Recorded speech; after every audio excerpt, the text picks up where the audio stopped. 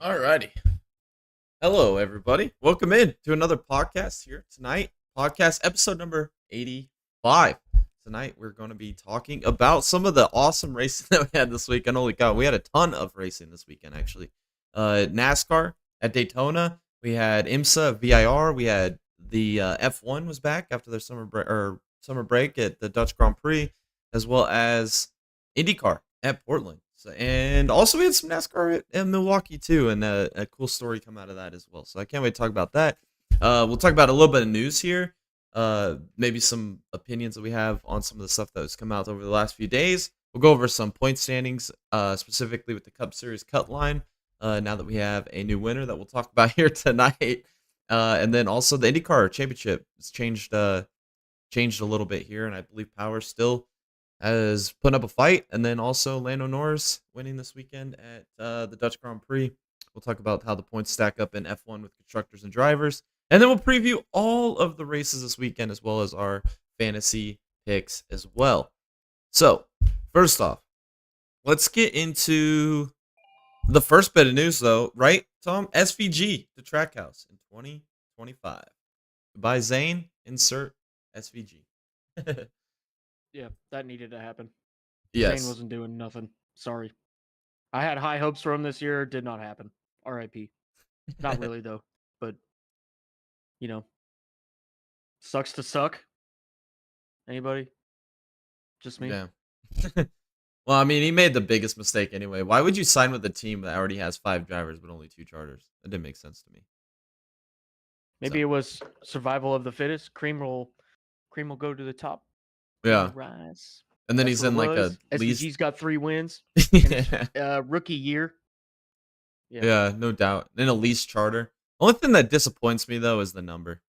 That hurts my soul. Yeah. Why not 97? Why did that not happen? What the hell is going on here? Yeah. 97 needed to happen for sure. That just would have been kind of like just the cherry on top, actually.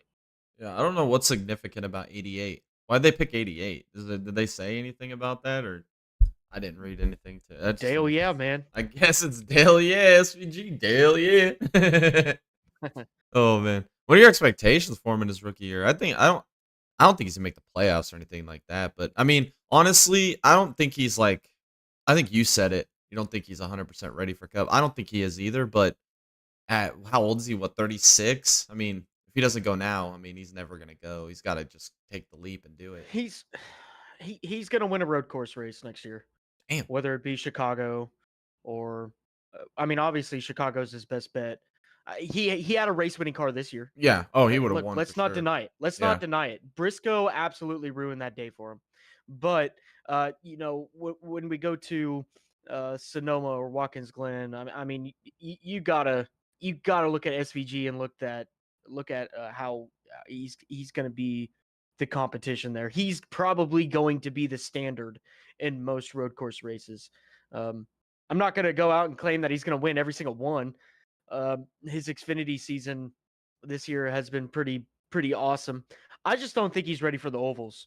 I think he needs another year at least in Xfinity. That's what I'm most worried about. Um, I just I get the age thing. I just don't think it's the right time. Yeah.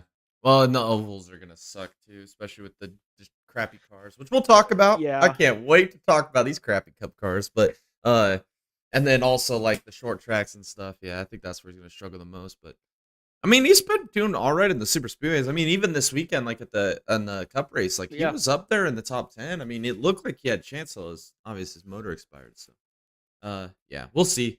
yeah. He Trial by windowed fire. that motor, didn't he? Yeah, he did. That was fun. Oh The man. Navy SEALs are jealous of that smoke grenade. That thing just absolutely burrowed. That was great. Oh man. All right, and then next bit of news. Austin Dillon fails his final appeal hearing. Supreme Court, I would. I would too. That's exactly take what I it. told my dad. I was like, honestly, they need to take this to the Supreme Court. Yep. They need financial compensation for that. They should try to get the money that they would have got by making the playoffs. That's the only fair thing you could do. That's BS, man. I can't believe that. Big Daddy NASCAR, man. Big Daddy NASCAR. I got into this little small argument with a dude on X, and I was like, how can you be mad about something that NASCAR set as a precedent? Boys have at it, win and you're in. And he replied, he said, just because NASCAR said this and supposedly set a precedent doesn't give you the right to drive like a jackass. And I Hmm. was like,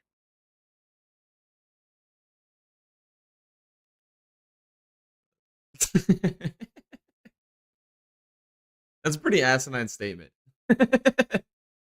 critical thinking is not common. No, it's not at all. I mean, yeah. And I bet if you look up his like profile, it's like I'm a Chase Elliott, Carlos Joe Logano fan. He looks like he's about 5'4", and he's got himself like this in front of Disneyland. Yep, yeah, he's a Mickey Mouser. Oh man, yeah, I'm disappointed. I really was hoping that somebody would come to their senses and overturn it, but I guess not. Sucks to suck, I guess. I don't know. I don't know. Yeah, it's a tough year for RCR.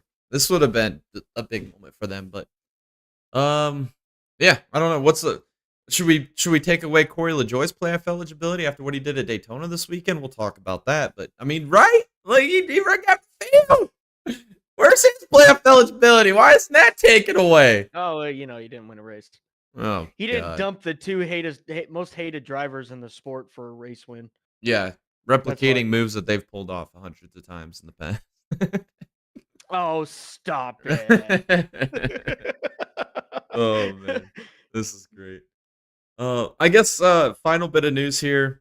Logan Sargent is out at Williams immediately, and then pulling in Colapinto. I butchered that name, but it's Argentinian. What am I gonna do?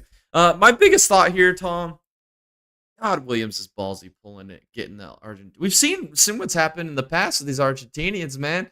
Oh my goodness, with the Nanini, and then we had Frank.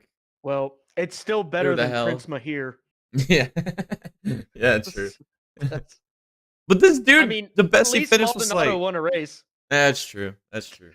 That's true. I mean, this man, Colapinto, he what finished fourth in F3 last year in points. Rookie year in F2, he's not even close to title contention. He won one sprint race. This is ridiculous, man. How many other people they could have they could have called Mick Schumacher and been like, "Hey, dude, like we'll buy you out of your World Endurance Championship contract. There's only 2 rounds left or 3 rounds left anyway." Like, what's going on there? Money. I bet you this dude's doing it for like a hot dog and a Coke. Hot dog and a Coke. Oh man, this is crazy to me, man. I just all I'm gonna say is that Williams is gonna learn real fast that you definitely are gonna have a great time with those Argentinian fans. It's gonna be an absolute drama show, man. Whatever.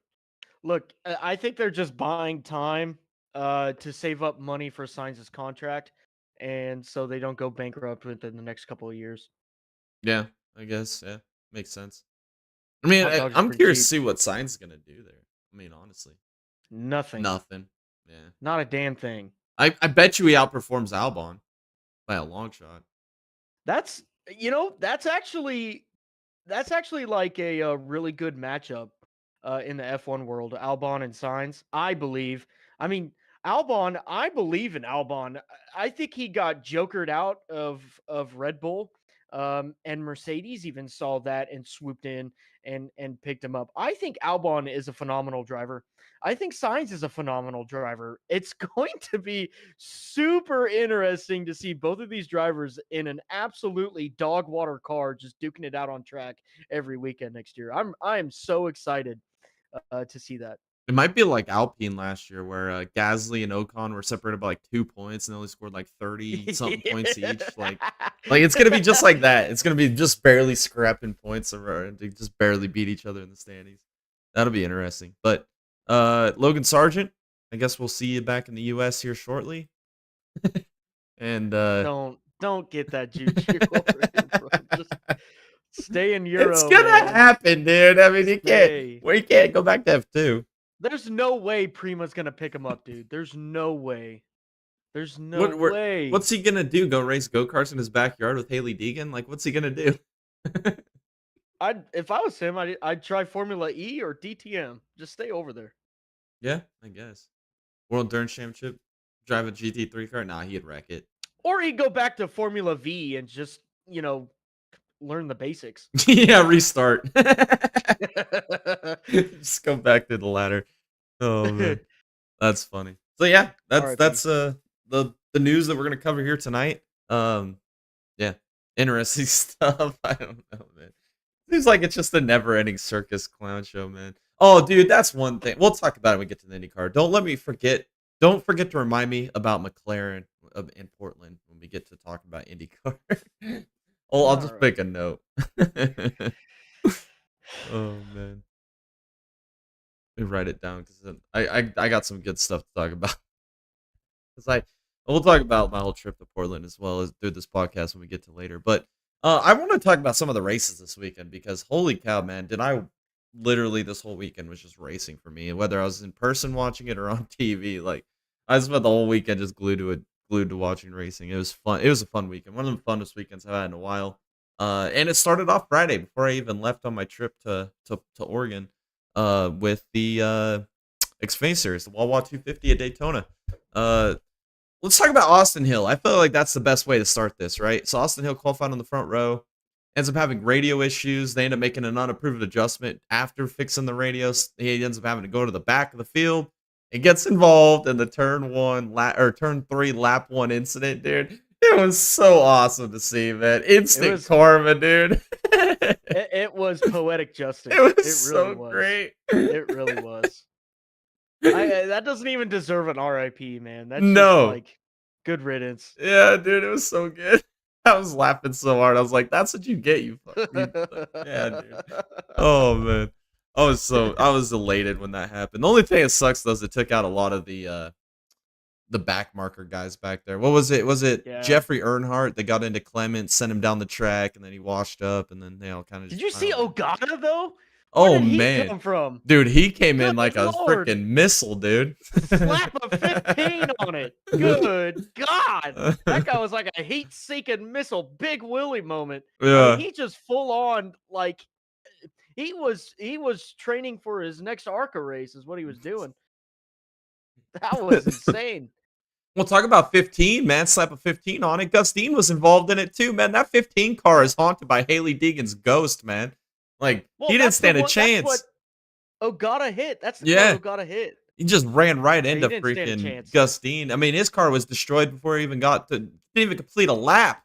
He pulled it into the garage. Didn't even cross the start-finish line. He didn't even complete a lap. Yeah. Oh, man. That was so bad, dude. Oh, yeah, that really hurt. So, I mean, it's good to see Hill wreck, but when I saw Gustine involved, I was like, man, that 15 car is absolutely cursed, man. Deegan's juju still all in that thing right now. And then from there, I don't know if you agree, but I think Allgaier had the best car in this race by a long shot. I mean, he could drive. I remember at one point after he wins stage 1, he pits or whatever, goes all the way back to the back of the field. I'm like, what happened to Allgaier? How did he lose all that track position? I was so confused. I think they did it for fun, dude, because he went back to like 20th and he drove back through the field, man. He was slicing and dicing. Whatever lane he got in, that lane moved forward. He'd bounce out of that lane. The lane would fade. This lane would go. Like, dude, Allgaier controlled this race, man. What a freaking drive by Allgaier. Like, I'm starting to think, I know you've been really big on him this year and you've kind of been saying like he's one of the title contenders and you've been picking him a lot like this whole season. This race right here proved it to me, man. This is a different Allgaier than we've seen in the past few years, man. Like he's always been good, but like it seems like he's turned it up another level, man. Like especially his last few weeks, like he's really turning up. Michigan was a good example. He had the best car there, drove through the field multiple times, even off strategy did it. And then this race again, I mean, it was incredible watching what Allgaier did. Unfortunately for him, though, we got a lot of rash of cautions late in this race. One including Jesse Love getting turned around by Jeb Burton, Retzloff involved, Custer. I mean, dear Lord, dude, how much weight if they had to put that double O back through the scales after the race, dude, that car would have weighed like 100 pounds. They had like over the weight limit, dude. That thing had Yeah. 100 pounds of freaking bear bond on that damn thing, dude. That thing, the best part did is the crew member jumped over the wall and he had one of those big fat freaking rolls of bear bond. He's just freaking ripping pieces off, dude, just sticking them on. Dude. That car was just band-aided up, dude. It was so funny. And he got involved in like every wreck in that race, dude. I swear, dude. He didn't miss a damn thing, dude. He was wrapped up in all of it. It was funny. Um, and then let's talk about Anthony Alfredo. Oh man, this guy, dude. Holy cow. I said my dad was watching this race with me. We were watching the very end of this race. And I'm like, this number 5 car is freaking fast. But they trimmed that car out, dude. Had zero downforce on that car, dude. That car down the straightaways, dude, was flying. Like he was freaking gone, like a league of his own. But then he got to the corner, dude, and that car was just like this, dude. Like they had that thing trimmed out so much, dude. And I was like, all right, the next big wreck is gonna be Alfredo. Like it's gonna happen. And he goes into I can't remember if it's turn 3 or turn 1.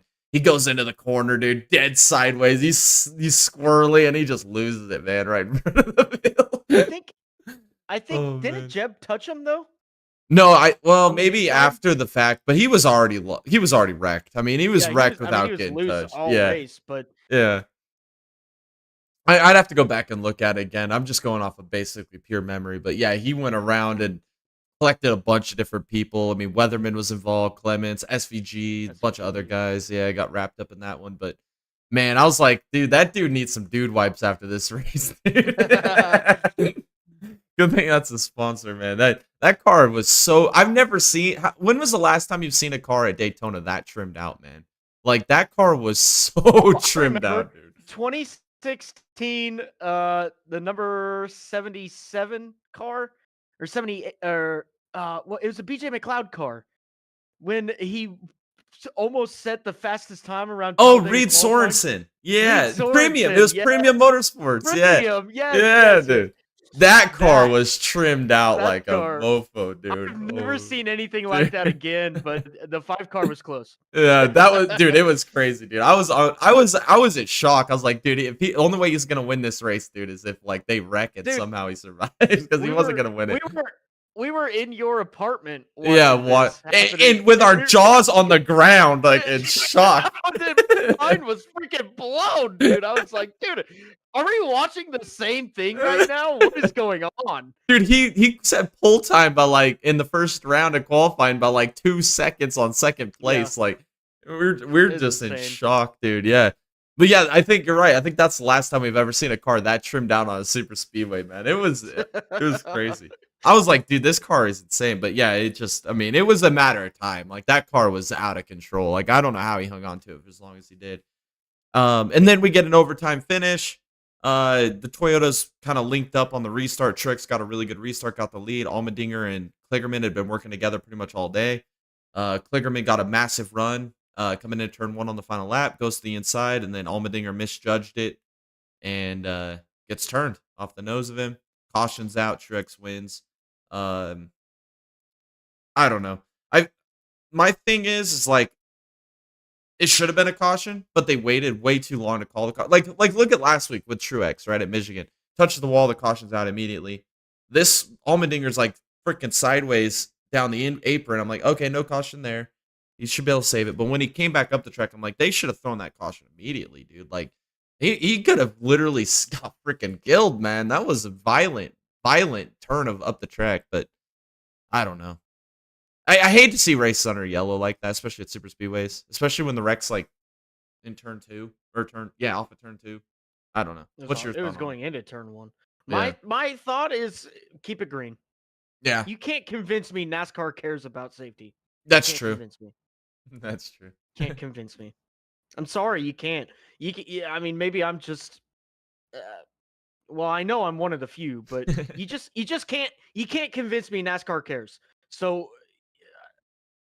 yeah, Yeah. Plus, just the inconsistency of the cautions all year long. Like what you just said, we were just at Michigan. We had cars spinning on the back straight. We're waiting 5 seconds to throw a freaking caution. But as soon as who is it, Truex just barely taps the wall off a turn 4 caution. Please. Yeah, those guys at the NASCAR, like the officials or whatever, they're just sitting there with their finger on the button inside the last 10 laps, just begging for a freaking green white checker. Dude, they're all they're doing the whole race is just edging that button the whole Oh, time. dude, for You sure. know. It's probably not even a button. It's probably like a long tube, and they're just holding it like this.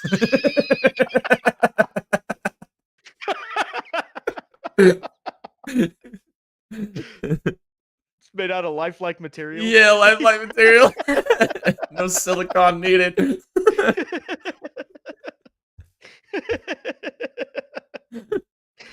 Oh man, freaking NASCAR, man.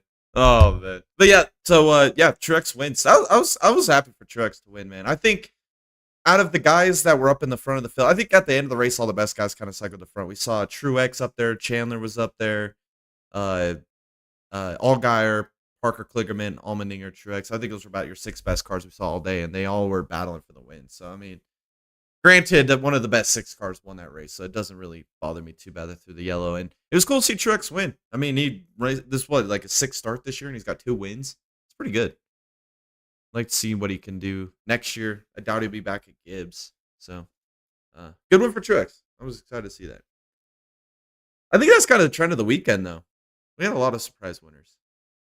So, yeah, we'll talk about that more. Michelin Pilot Challenge race. I didn't catch this one live, but I did watch a lot of the highlights, and it looked like a pretty entertaining race. We had, what was the main thing I wanted to talk about? Oh, the points leader in TCR, the number 17 Audi, ends up getting to the wall early, lost a ton of positions, was never really able to continue or really able to rebound from that. And then their points leader in Grand Sport got turned around by the number 16 Aston. It was some Aston on Aston crime there. Turned him around through the S's there. And those were big moments. But your winners this weekend in Grand Sport, number 38 Porsche with Pumpley and Collingwood, they get the win. And then the number 93 Honda with Whitmer and Yoshihara end up winning TCR. So big wins for them. Kind of surprise wins. The number 38 Porsche was able to hold behind the number 28 Porsche late in that race. The 28 was the best car. They qualified on pole. And they were able to, through a little bit of strategy, full course yellow there in the middle of the race. It kind of changed it. And they were able to hang on for the win. So big time win for them. I'll talk about the VP races real quick. Again, I didn't catch these ones either. But Jagger Jones pulled the checkered in LMP3, and then Luca Mars pulled the checkered in Grand Sport, and that was in both races. So both of them continuing their dominance. Those guys have won basically every race so far this season. I mean, they just continue to win. Luca Mars, though, I can't wait to see him move up to some GT3 stuff next year, man. I'm really excited to see what he can do because he's got a lot of talent, and it seems like Ford's investing a lot of money into him to move him up the ladder. So we'll talk about Ford here in a little bit when we get to the IMSA race this weekend because they absolutely put it on this weekend, man. I was impressed in how well they did. So we'll talk about that. Let's talk about the final race on Saturday, right? Let's talk about the Coke Zero Sugar 400, that Daytona with the Cup Series. Michael McDowell on pole, him and Gillen swept the front row. It was a funny stat, dude. Front row got a front row, man. Yeah, dude. It was their first ever front row for Front Row Motorsports, man. It was pretty crazy. front row, Motorsports, front row. Come on. Oh, man. Yeah, so it's pretty awesome to see that. I'm just going to say Barry wins stage 1, but I want to talk about stage 1, how good that race was, man. When's the last time we've seen a Daytona or Talladega race where those guys were racing 2-3 wide the whole time? I mean, that was absolutely fun to watch. I literally thought it was going to be like we've seen the last 8-9 Daytona Talladega races where they ran side by side, 2 wide, fuel saving the whole time. They didn't do that, man. Those boys went racing from the drop of the green. How freaking awesome was that to see, man? I don't remember a plate race being that entertaining. Like, I got back to the hotel room. I had been up for lots of hours. I was super freaking tired. I was like, I'll throw on the Cup race, and it'll put me to sleep. And that'll be my way to fall asleep. I ended up watching the whole thing, man. It was such a great freaking race, man. I enjoyed the 3 wide racing, the runs. When the runs that these guys were developing were insane. Like these guys were flying, man. Like if you're on the outside and they built the momentum up, you could be like 3-4 cars back up on the outside. And the next time by, like if you got enough of a momentum on the outside, you were flying to the front of the field. It was insane to watch. I enjoyed the hell out of that. I don't know if you feel the same with the 3-wide racing, but that was actually entertaining. And the fact that they didn't wreck multiple times there in the first stage was pretty impressive. I miss tandem. I still miss tandem too. but But this is about as best we're going to get pack racing, in my opinion. Yeah. Yeah. Yeah. It's got to be the shark fin. It's got to be the shark fin. I can't wait to talk about that here in a minute. We got King Camo in the chat. What's up? What's up, buddy? Welcome in. What's Gucci? Heck yeah. Talk about some good old racing here on a Tuesday. To take a place. And then at the end of stage 1, let's talk about the Daniel Suarez. I think there's a little bit of conspiracy theory here. So, ends up they spill fuel, and then like it ignites, melts the car to the ground, like the diffuser's melted off the ground.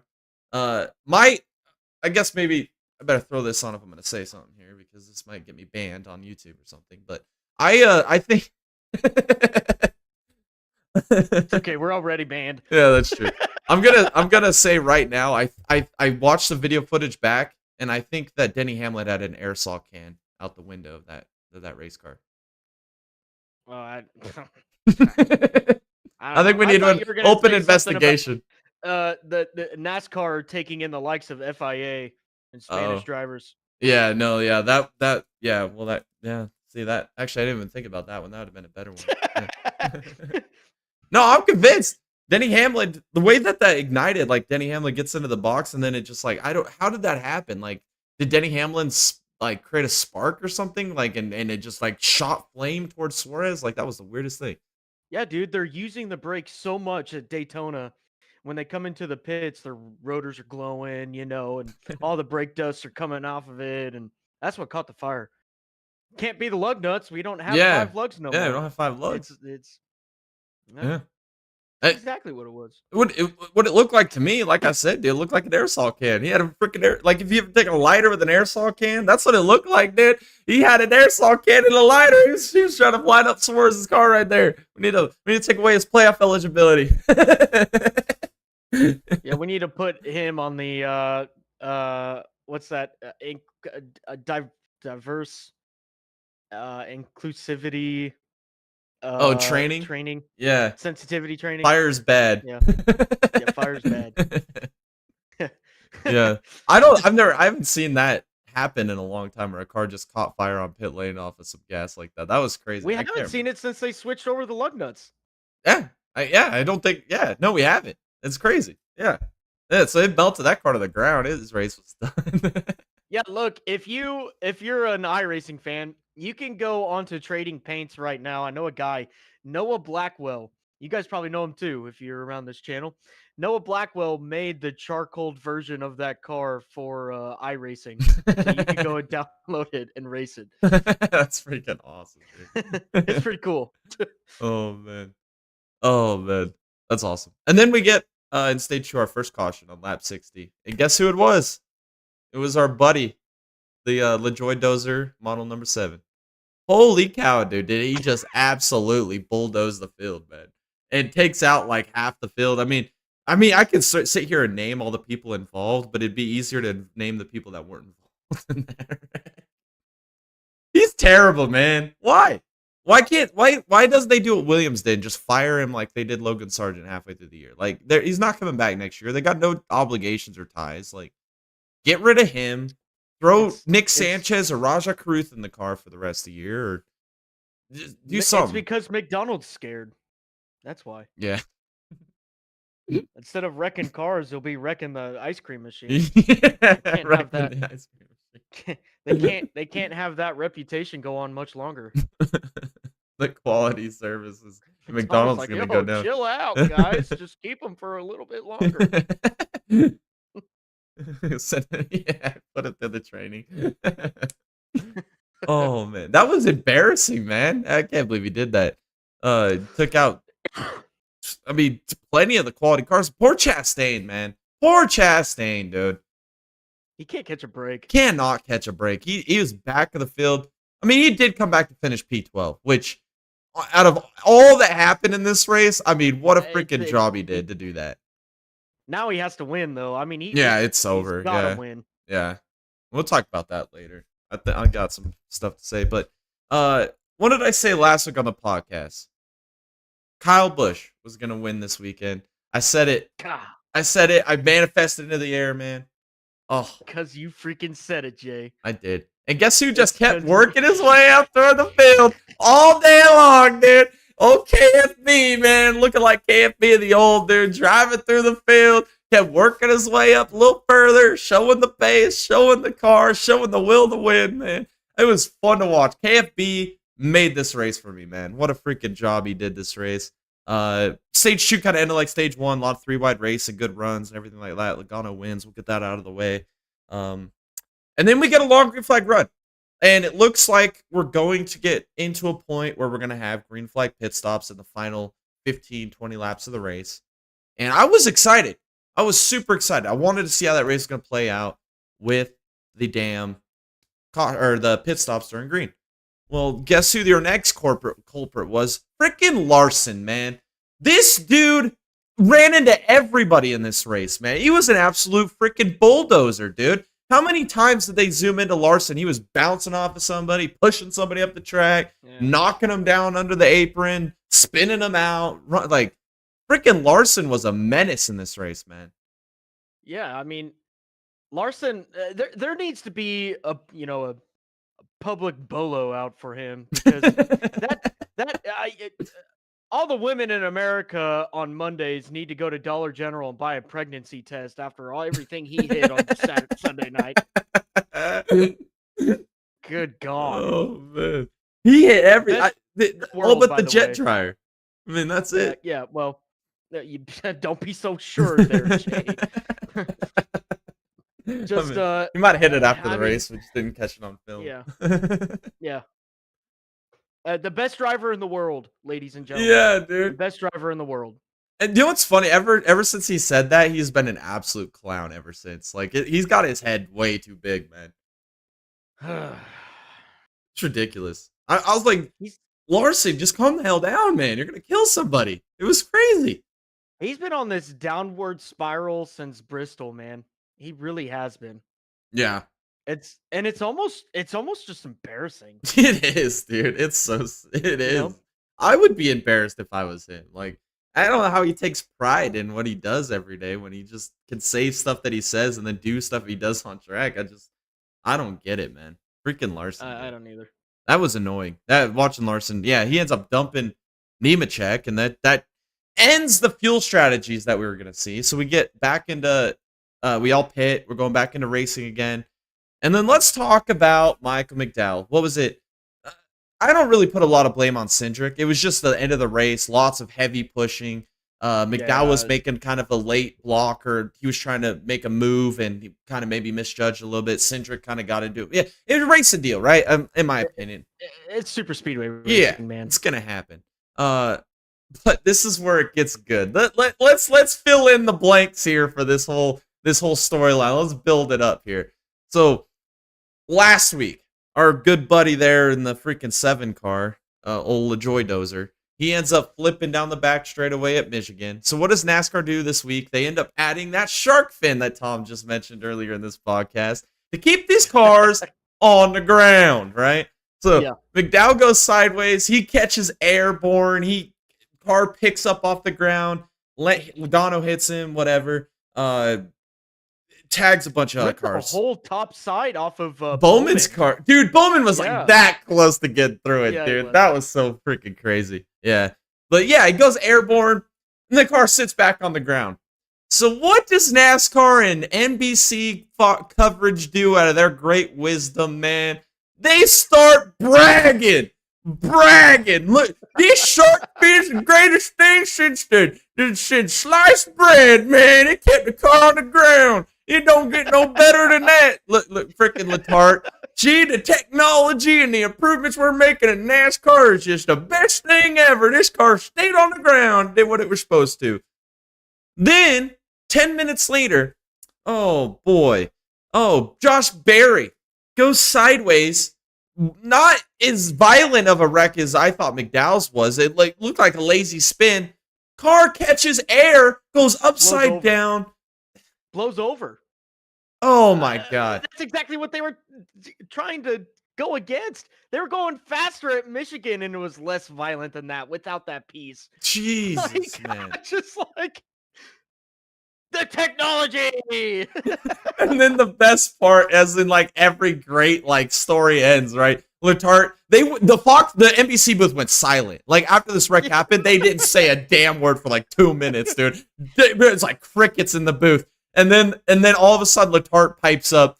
Well, obviously, we still need to make some improvements. Like, no shit, dumbass. Could have told you that. It's these cars. These cars are terrible, dude. They're freaking terrible. I think a lot of the problem is the underbody on these cars, man. Like, it's a flat surface. If you get a little bit of air underneath it, it basically turns into a freaking wing on an airplane, dude. What do you expect? That would not have happened in the Gen 6 car. That would not have been a flip in the Gen 6 car. No. I don't care what you put on these cars, dude. They're not going to stay on the ground. And the diffuser is like basically the problem we had with the Gen 5 with the wing on it.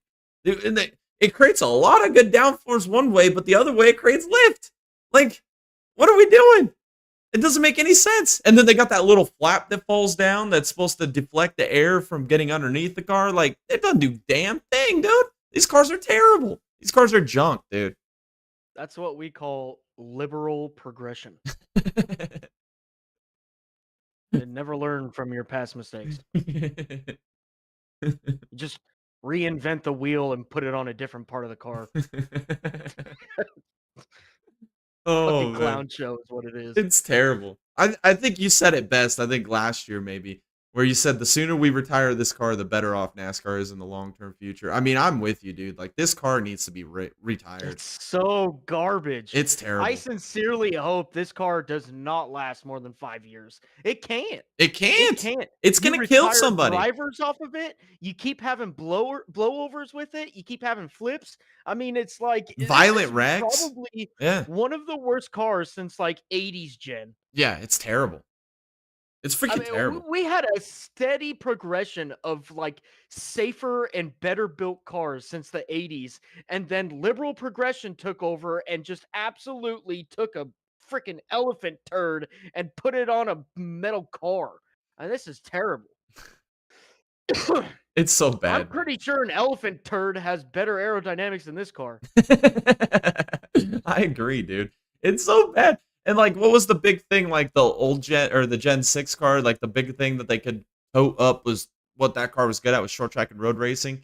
And those have just taken a complete freaking hit, man. They're terrible now. And it's like, and then they keep messing with things to try and improve it. And then we got to do multiple tire compounds when everything is just like they fix everything but the core problem, the core issue. And it's like, why would you keep fixing everything around the core issue and not just fix the core issue and then everything else will be fixed naturally? Because they think grip will fix everything. Grip makes everything worse. It really does. I know, dude. Imagine beating your head against the wall like, the grip, it's the grip, it's the problem. It's like, just fix the fucking car. Just take the diffusers off. Make the tires half the width that they are now, and I swear to God, you'll have the best racing in the entire world. I agree, 100%. And then take a little bit of spoiler out too. 700 horsepower on it. Give them 500 horsepower, and they're still gonna have a hell of a time driving these cars around. Dude, you could give them 150 horsepower, and if you take all the the aero off the car, I mean, it would be freaking hella hard to drive still. I mean, God. I mean, yeah, it just blows my mind. Like, go drive a freaking go-kart. Those things are gutless, man. You put a little bit of extra power on that thing with no downforce, bro. Those things are hard to drive. Like, yeah. I mean, it's really all it comes down to. You just take the grip out of the freaking cars, man. And we don't need the stupid low downforce package we had on the Gen 6 because that really ruined it because they choked them down so much. They took all the downforce off, so it really counterintuited the whole point of the low downforce. Yeah. They need to, yeah. There's just so many core problems. Like, especially with the tire width. The tire width, I think, is the biggest issue in the entire freaking thing, man. These tires, the grip on these cars is just too much. Way too much. Insane. Yeah. Insane. When they went to 4 corners of independent suspension, I mean, grip shot up like what, 40, 50%? Oh, And 100%. then you add a diffuser, which is going to increase 15 to 20%. I mean, you're already looking at almost 75%, 70, 60% increase of grip on this car versus everything else we've ever ran in the entire history of NASCAR. There has never been a car with more downforce. No, never. Yeah, and then they add the undercarriage, which creates all that those ground effects. I mean, there's tons of downforce in these cars. And what is F1 facing right now, Jay? Yeah, A yeah, ground effects ground issue. effects issue. Nobody can pass. Everybody is in a line. But what does NASCAR do? Let's copy it. Liberal progression. It's ridiculous, man. Yeah, these cars are just terrible. But yeah, so Josh Berry, I think the best interview of the year though is when he gets out of the car. Man, are you doing all right, Josh? It's like, oh, it wasn't that bad at all. You could climb back out. So that was the meme of the weekend with me and my dad and my brother was every time we see a big wreck happen at any of the races we watch, we're like, oh, Josh Berry would have been okay with that. We watched like one guy at Douglas County in the dirt cars. He ends up in the heat race, ends up flying through the catch fence. We're like, man, I wonder if Barry was in that car if it'd have been all right. Yeah. Oh, Barry or man. Barry would be all right. Very. He'd have survived it. He'd have been just good with that. Yeah. It looked violent, dude. Hey, not only did he flip, he hit the wall head on, and we know how hitting these cars head on is basically a freaking instant concussion. CTE, put you in a mental Death institute. sentence. Yeah. While he's hanging upside down on his belts, like he's not in the seat, he's hanging from his belts. Yeah, it's just, and then he freaking tops like a top, dude, like around like 8-10 times. I mean that was violent. Like that wreck was one of the most violent ones I've seen all year. Like I can't believe he walked away from it, unless he just had a really bad concussion and he thought he was okay. I don't know. Yeah, dude. Yeah, it hurt at all. Put it back on its wheels. Let's go. Dude. Yeah, he's gonna pull the next Dale Earnhardt. Dale Earnhardt, yeah. The car and he's all cross-eyed and shit going down the road. You see him like Cheech and Chong driving like this. Oh my god. Yeah, dude, that was violent. But yeah, then we get into an overtime finish. And Kyle Busch leading the race, Christopher Bell's car was destroyed. I mean, he even said it after the thing. He's like, I wanted to push Busch. I just couldn't. My car just couldn't do it. I couldn't push him. I was out of control. And I think that's really what cost Kyle Busch the win there. Big kudos to freaking Parker Retzlaff, man. Without Parker Retzlaff, Burton does not win that race. Parker Retzlaff made the best freaking move I've ever seen. He had a massive run to Burton, but what he did is he slowed down off of turn 2, and he saw the steam of momentum coming from behind. He used that momentum to give Burton that giant freaking push down into turn 3. I mean, unbelievable. I mean, the heads up and awareness of Parker Retzlaff to be able to do that. I mean, and not do it in an attempt to go for the win and make it 3 like we've seen in the past. How many times in the past we've seen somebody do that same situation? Instead of taking the run to push the guy in front of them, they just try to go 3 wide to the outside, stalls everybody out, and the guy on the inside wins. Like Kyle Busch would have won if Parker Peter Parker Retzlaff would have just done what everybody else would have done. Kyle Busch would have won that race, but he's still committed to Burton, got that big run, and smartly built the run. I mean, again, lends to the fact that the racing was good. It was a good race. I mean, the runs that were being developed, it was a good race. I enjoyed it. And Burton wins. I mean, unbelievable. I don't even know what to say. I was in shock. Still in shock. Yeah. Our old friend Dallas shared a little bit of an article regarding that. The spotter, crew chief, old Pappy, told him to get behind Bush and push him because that's an RCR prepared car, and he didn't. And then he continued to push Burton first across the line. Oh man, I don't know what that conversation was like afterwards, but if it's anything as unhinged as Richard Childress at Richmond, I could only imagine the type of ass chewing that Parker Retzlaff got because Parker was in the prime position to screw over Burton, and he didn't do it. Oh To no. to let Bush win, which is what RCR needed. And he just said, "Screw it. I'm gonna I'm gonna push as hard as I can." Which to me, I'm indifferent. I really don't care, Yeah, to be same. honest. Yeah, same. Because look, if Parker Retzlaff would have dumped both Burton and Bush and won that race, I mean, I thought it would have been great. Whatever, But I mean, he's obviously, even if he was full time, he wouldn't have gotten playoff eligibility. But They um, would have took away his regardless, Xfinity playoff eligibility. yeah, right. Um, but regardless, I just thought that was funny to share because it was an RCR prepared car. Yeah, that is pretty funny. That is pretty funny. But yeah, Bush, man.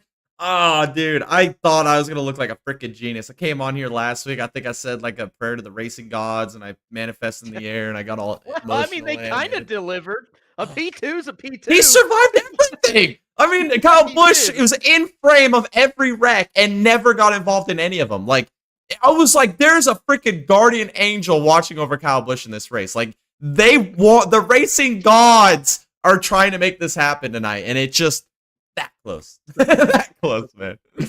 Oh man, that sucks, man. I was really kind of bummed that he won, but like, I literally was shocked that Burton even won this race. Like, he's fired for one. He's not coming back next year.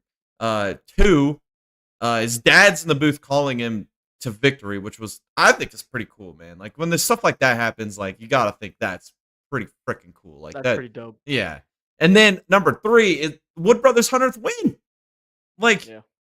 how many drivers have got their first career win with the Wood Brothers? Like Dale Jarrett, Blaney?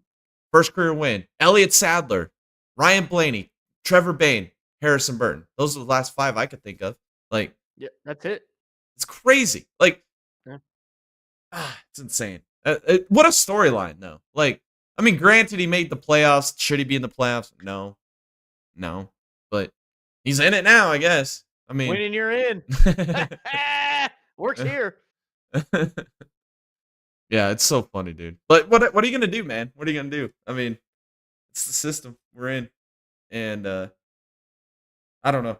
I'm just in shock. I don't even know what to say, really. I mean, I'm still in shock that he actually even won that race to begin with. Like, it crazy. It's like it was like what is it? There's those races that happen, once every couple of years where you go back and rewatch them years later because it's like the significance of that race, like the history of NASCAR.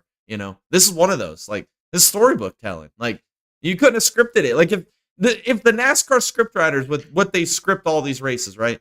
If they sat down with a piece of paper and a pencil and like 8 dudes around a table with notepads, they could have never came up with this storyline.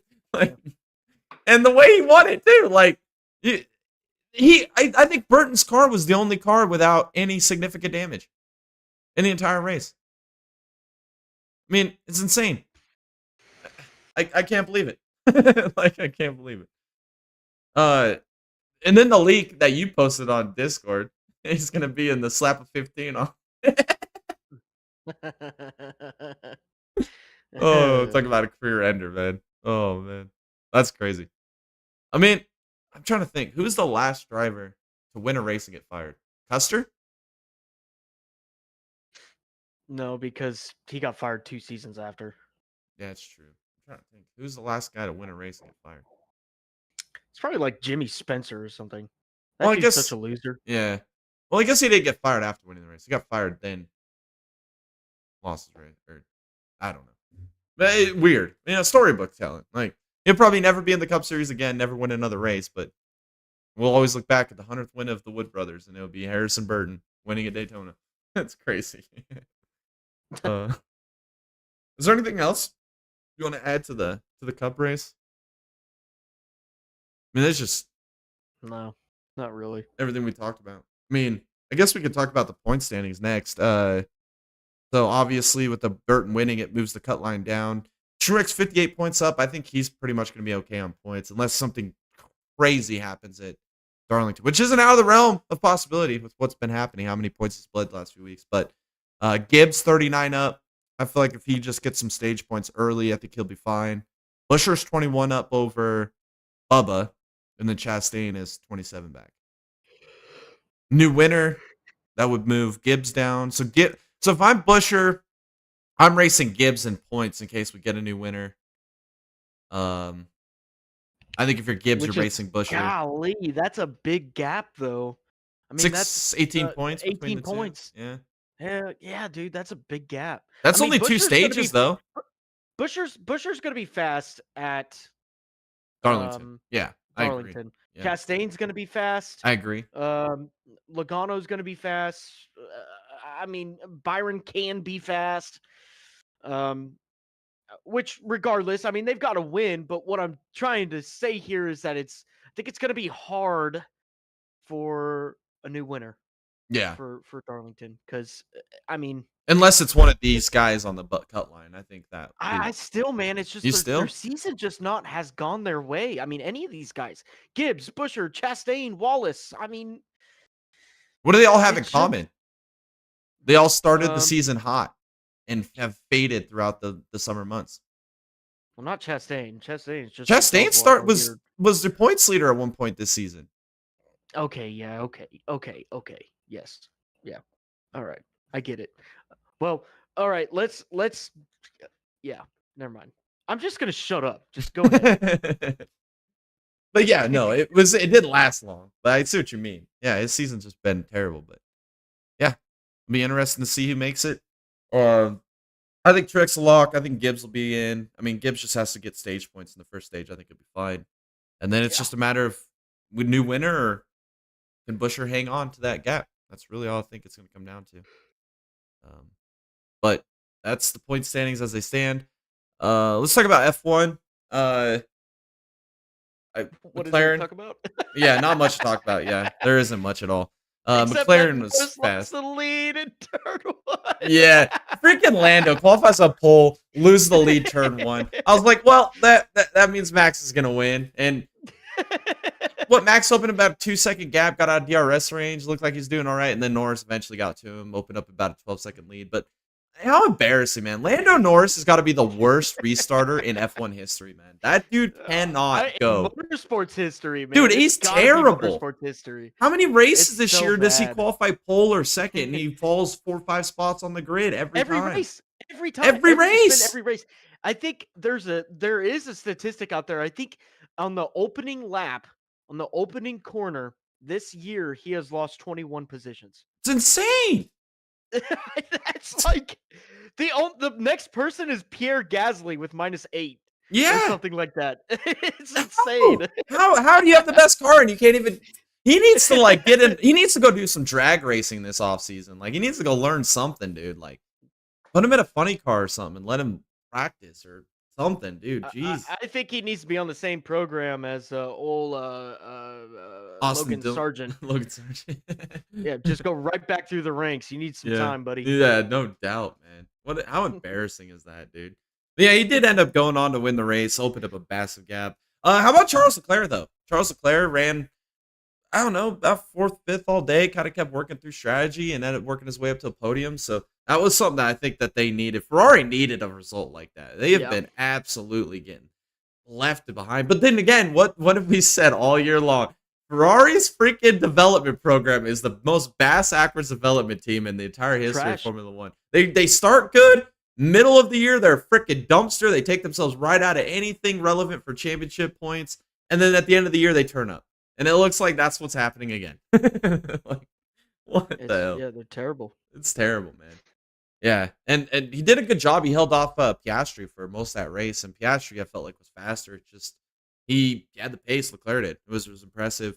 How about a shout out for Gasly? I'm going to nominate him for driver of the week. P7. What a run, man. What a run for Gasly, dude. Absolute stellar run, man. That was awesome. That was what awesome. he did there coming off the final corner, going around Magnussen while Magnussen was, towing an anchor chain behind him, and everybody's just passing. There goes Pierre Gasly just around all of them, and it's like he went into turn one like absolute Superman, and he continued to hold those guys back. I mean, that was like the screenshot of the weekend for F1. That was really cool. Yeah, that was really cool. That was that part of the race where there was like 6 of them. Like it literally looked like Daytona down the front straightaway. Yeah. There was like 3 cars on the bottom, 3 on the outside, dude. That was like the coolest part of the race. 4 wide. Yeah, 4 wide, dude. And then they get into the was it turn 4, the bank turn, and they're all like, I was like, dude, this looks like Daytona. I was like, what the hell is going on? Yeah, that was the only like real good, like Lando choking in turn 1, and then that moment there. Those are the best 2 moments of the entire weekend for Formula 1. That was freaking awesome to watch. And then big shout out to Fernando, getting the last points position right at the end of the race, getting by Hülkenberg. Sucks for Hülkenberg. You would have got a point out of it, but Fernando did end up getting by him there at the end to get that final point. So good job by Fernando. Aston looked a lot better this weekend than they've had in a while, so maybe stuff is looking up. I don't know. We'll see how it progresses. They'll be a lot better next year. Yeah, I agree. They'll be a lot better next year. I agree. Yeah, I think that's pretty much all I want to talk about with F1. There's not a whole lot to talk about.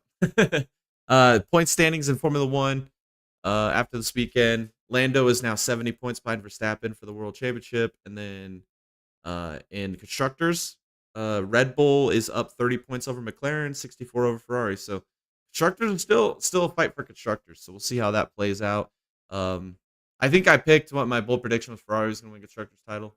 They still have a chance, but the way McLaren's running right now, they've got a lot of work to do. So we'll see how that plays out. What else do we want to talk about here? Let's talk about the IMSA race, the Michelin GT Challenge. I want to talk about, first off, the number 1 BMW with Sellers and Snow. What a freaking awesome job they did this weekend, man. That was a Can I say awesome it? race. Yes. Can I say it? Go for it. How about fucking Ford, baby?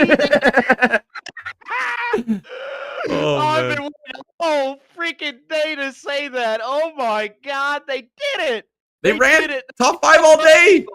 They got P2. a podium. Oh man, they should have had double podium. They should have. The 65 they messed up with the they didn't put the minimum required amount of fuel in the car. Aston Martin had the same issue. One of the McLarens and GTD had the same issue. There was a lot of cars that didn't hit the minimum fuel requirement and got to pass through, and they really screwed themselves out of a double podium. But yes, dude, how about Ford, man? They didn't look pedestrian this week. God, I was watching it. I was like, they're running what? Even Proton they fucked up their race. That we'll talk about that in a second. But still, yeah. they were running really. They were P2 most of the race. Yeah, and then until the strategy. Rockefeller and Hand was pretty much running P2 all race. Yeah, and then it was who's the 65? That was Hand and Mueller, or not Mueller. No, Ticknell, yeah, that's right. Yeah, it was Ticknell. Yeah, that's right. Yep. Yeah, they were the ones running like fourth. Yeah, fourth. Because the Aston Martins split them, and then McLaren was running. No, Mercedes was running P5. Mercedes was running P5. Yeah. And then what was it? Corvette was terrible this weekend. I mean, the number 3 ended up losing power for like down one of the straightaways for a long time. They ended up losing a ton of positions. I mean, there was a weird mixed bag, but yeah, I was just waiting for it to fall apart for Ford the whole race, dude. The whole race, dude. I'm like, it's gonna fall apart. It's gonna fall apart. Man. I don't know how it's gonna happen. Something's gonna break. Year long. Had to wait months for it, but we're gonna celebrate, baby. Yes. Yeah, all year long, I've been pulling for the Fords, man, and they finally got a podium. They showed up. They showed up, man. And then, Proton, in GTD, they ran P2 for a lot of the race, and then late in the race, they ended up running off the track in the S's and ended up going to grass excursion and ruin their day. But yeah, I mean, they ran good in everything. I mean, they did a phenomenal job. I want to talk about BMW. They did win in GTD Pro, and I want to give them a huge shout out because they had Madison Snow started the race, and then they threw in. He qualified the car. His pace was insane. Like, he opened up a massive gap, controlled the lead, did great job all the race long. Then they threw Sellers in the car, and Ford and Aston were kind of closing the gap a little bit on him. So they brought him back in, Sellers in. They put him out, pulled him back out of the car. They put Snow back in the car. I mean, to be able to put your ego aside for Peyton Sellers right there, big class act move, because he knew Snow had better pace, and he didn't just throw a hissy fit and say, I should stay in the car and run my stint. He said, no, let's do this for the betterment of the team. They threw Madison Snow back in the car. He walks the field again. I mean, big freaking shout out to BMW this weekend. They moved up from GTD AM last year, and they moved up to Pro this year, and they've really had a rough year. Big win for BMW this weekend. Got to give all the shout out and kudos to them. They did a phenomenal job.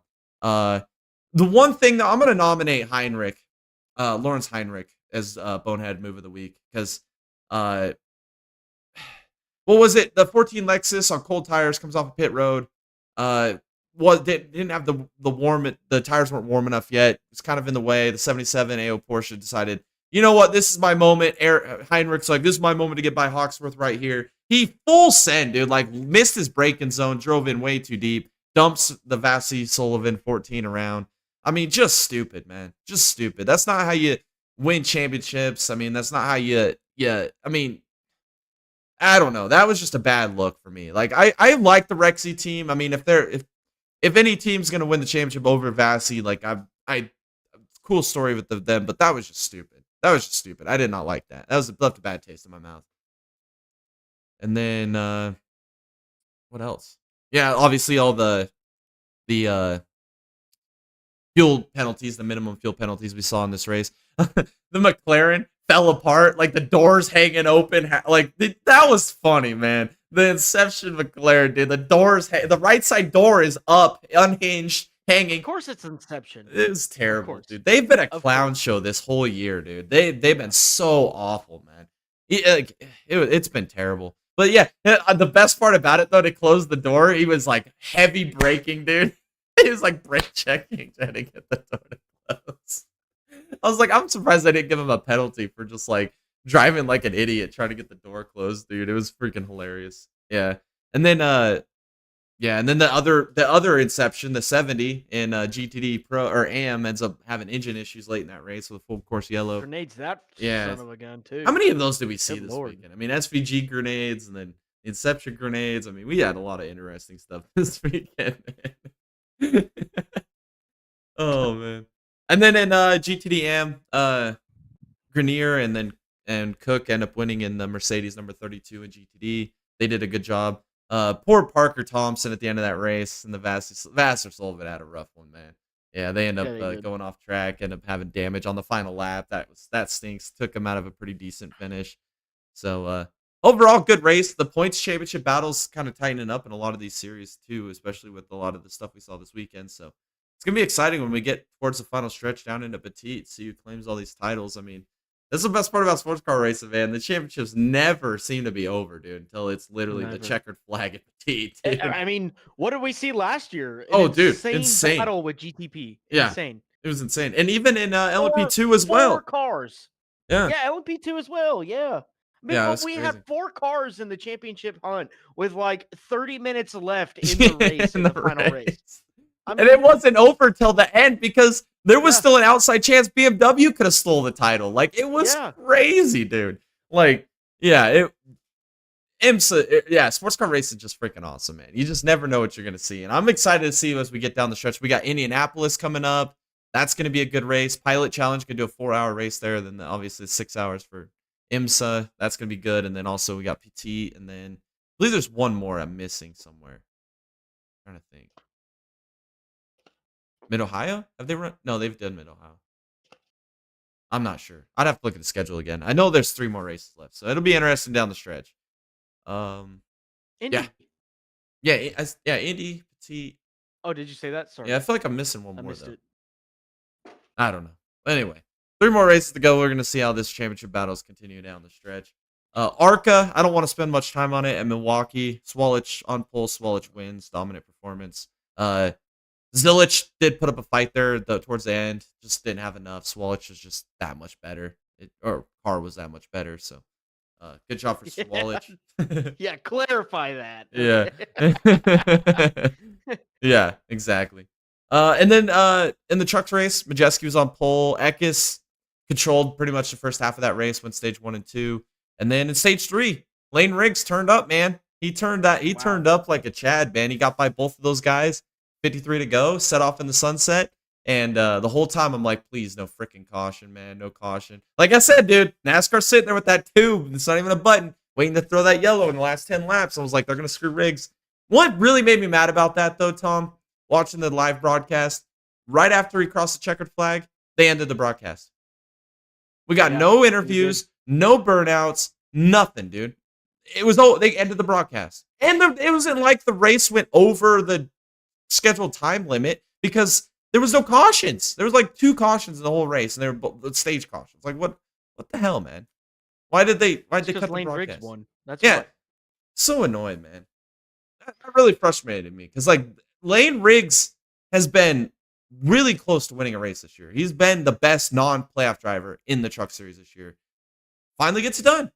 And we didn't even get an interview, didn't even get to see anything of it, man. That really frustrated me, dude. Like, what a big moment that was for him, and it just gets taken away. Like, can you imagine winning your first race and, like, you get no coverage? Like, you're going to go back and look at this 10 I years can't from now. imagine myself winning a race, Yeah. to be honest. Well, me neither, but I couldn't imagine winning one either, so. Yeah, but, like, come on, dude. Like, that's a moment you'd be able to look back on 50 years from now, and you got no footage of it, no coverage. Yeah. It'll never be known. That's lame, man. That would really frustrate me. But I think the biggest thing that frustrated me about this race was just Enfinger not being a factor at all. Dumpster. His car was just At all. dog water, man. Like It was terrible. he was lingering right there, right around the top 10 all day, but it's just he got more out of the car than what the car had. I mean, that just shows how good of a driver he is to be able to get the result he got. But that car was dog water, man. Like he couldn't do anything. Last race, he was so much freaking fun to watch. Yes. And then we come here and it's just dog water. I mean, it's a new team, right? Yeah, I that's get true. that. I get that. But like, man, you're in the playoffs. Like, let's invest just a little bit. Just a little bit. Just invest a little bit, man. I know. Just a little bit. I think there's some tracks coming up that are more favorable for him, though. I think, like I look at Talladega. If he can get to the round of 6, or what is it, the round of 4, or no, it's Talladega round 6. of 8, 6, yeah, something like that. If he can get there, man, I think he could definitely win at Talladega. That could get him right into Homestead, or not Homestead, Phoenix. Hopefully. Yeah. You got that caution cone of freaking Matt Crafton out there. Yeah, dude. Oh my God, what is Crafton gonna do this year? What a joke. It's about time to check him into the old people home. Dude. Good Lord. He doesn't even look healthy, dude. They showed him like pre-race, dude, and he looks like he is ill, man. Like he just doesn't have any color in his skin. He just looks old and wrinkly. I mean, I'm like, dude, Crafton, dude, like maybe you should just hang it up. Hang it up, dude. Like you've had a great run, man. Like you're gonna go down as one of the GOATs in the Truck Series. Like you're on the Mount Rushmore in Truck Series history. Like there's not a question in anybody's mind.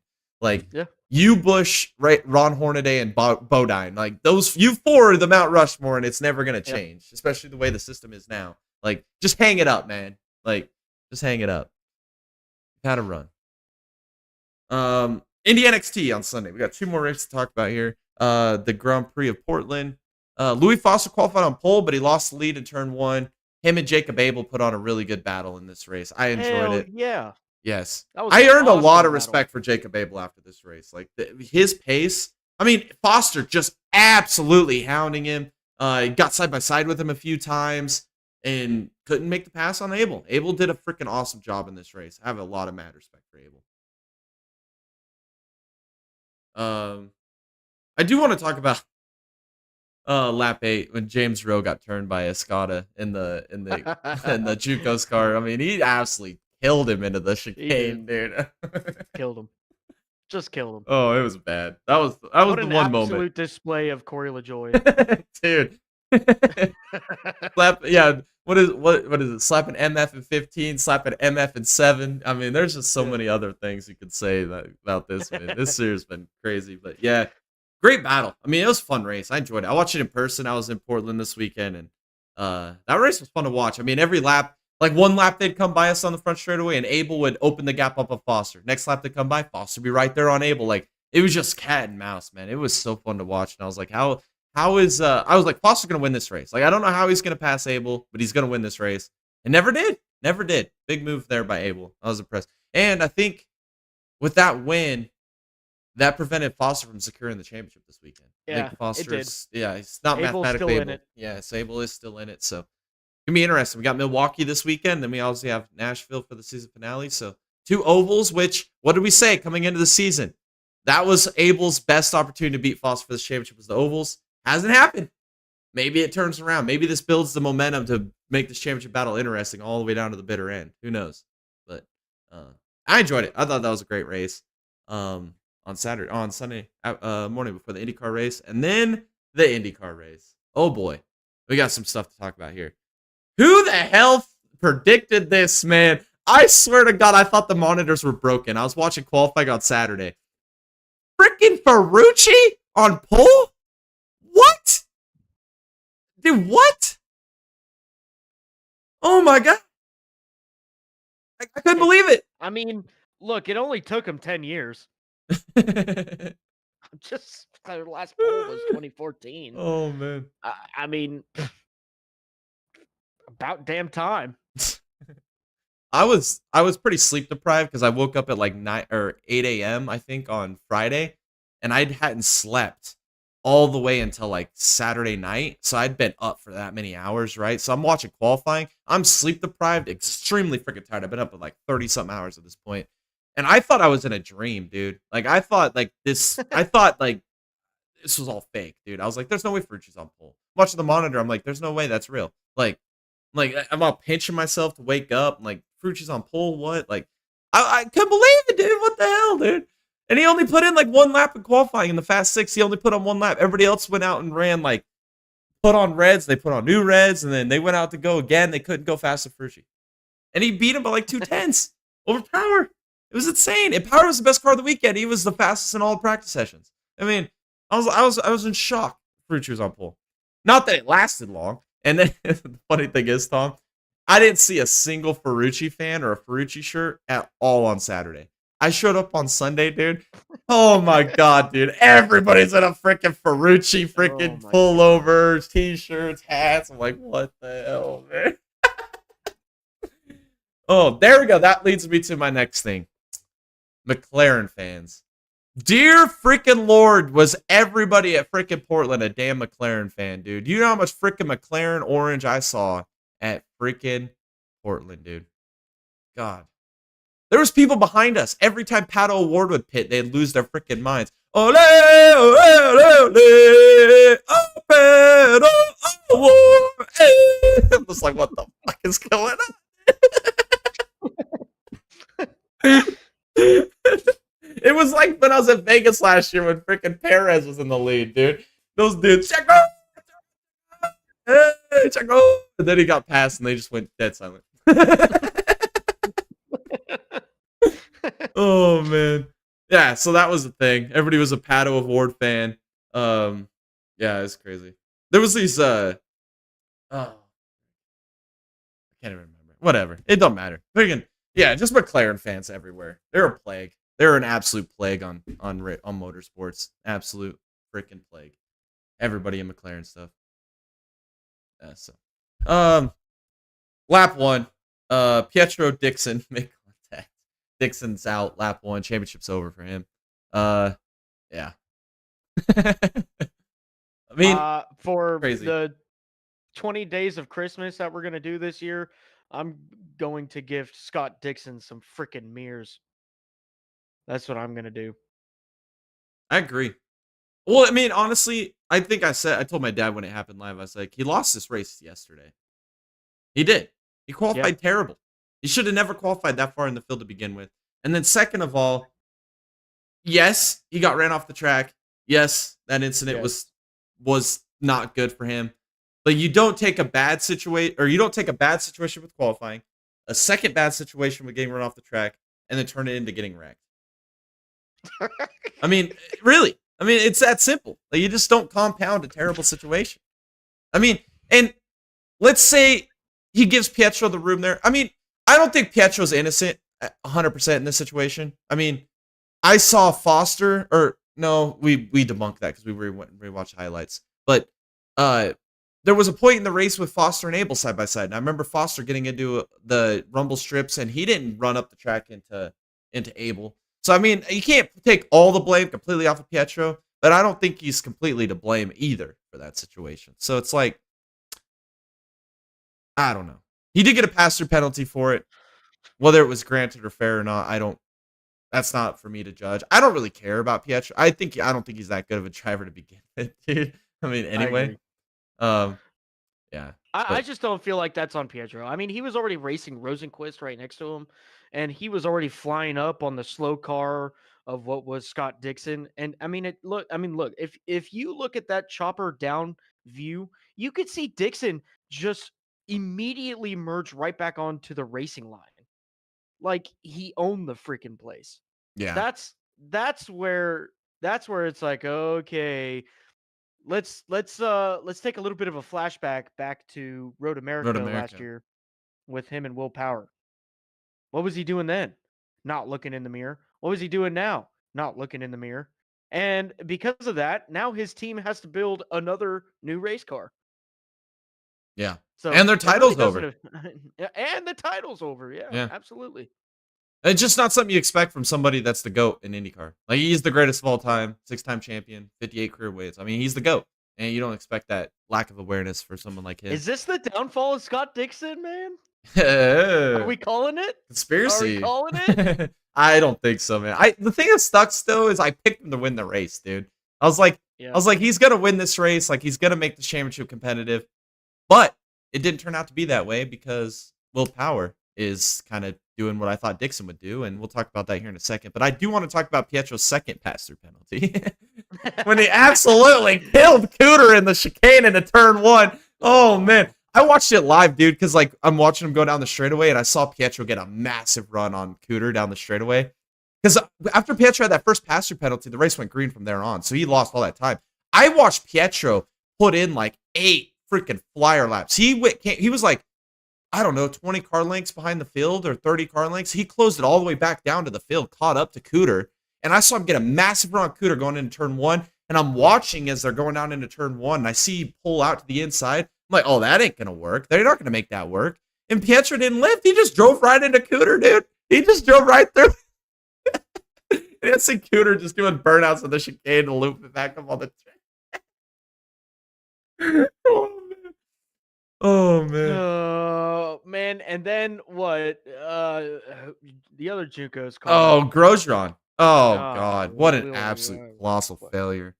That was funny too because I'm sitting in the line, but before the gates open with my tickets, and the guys in front of us were talking about Roman, and then one guy said something, and I was like, "Oh, Roman, I don't know about Roman." He's like, "Well, what's your opinion on Roman?" I was like, "I don't think Roman's it, man. If he hasn't won by now, I don't think he's ever gonna win an IndyCar. He's just really been choking."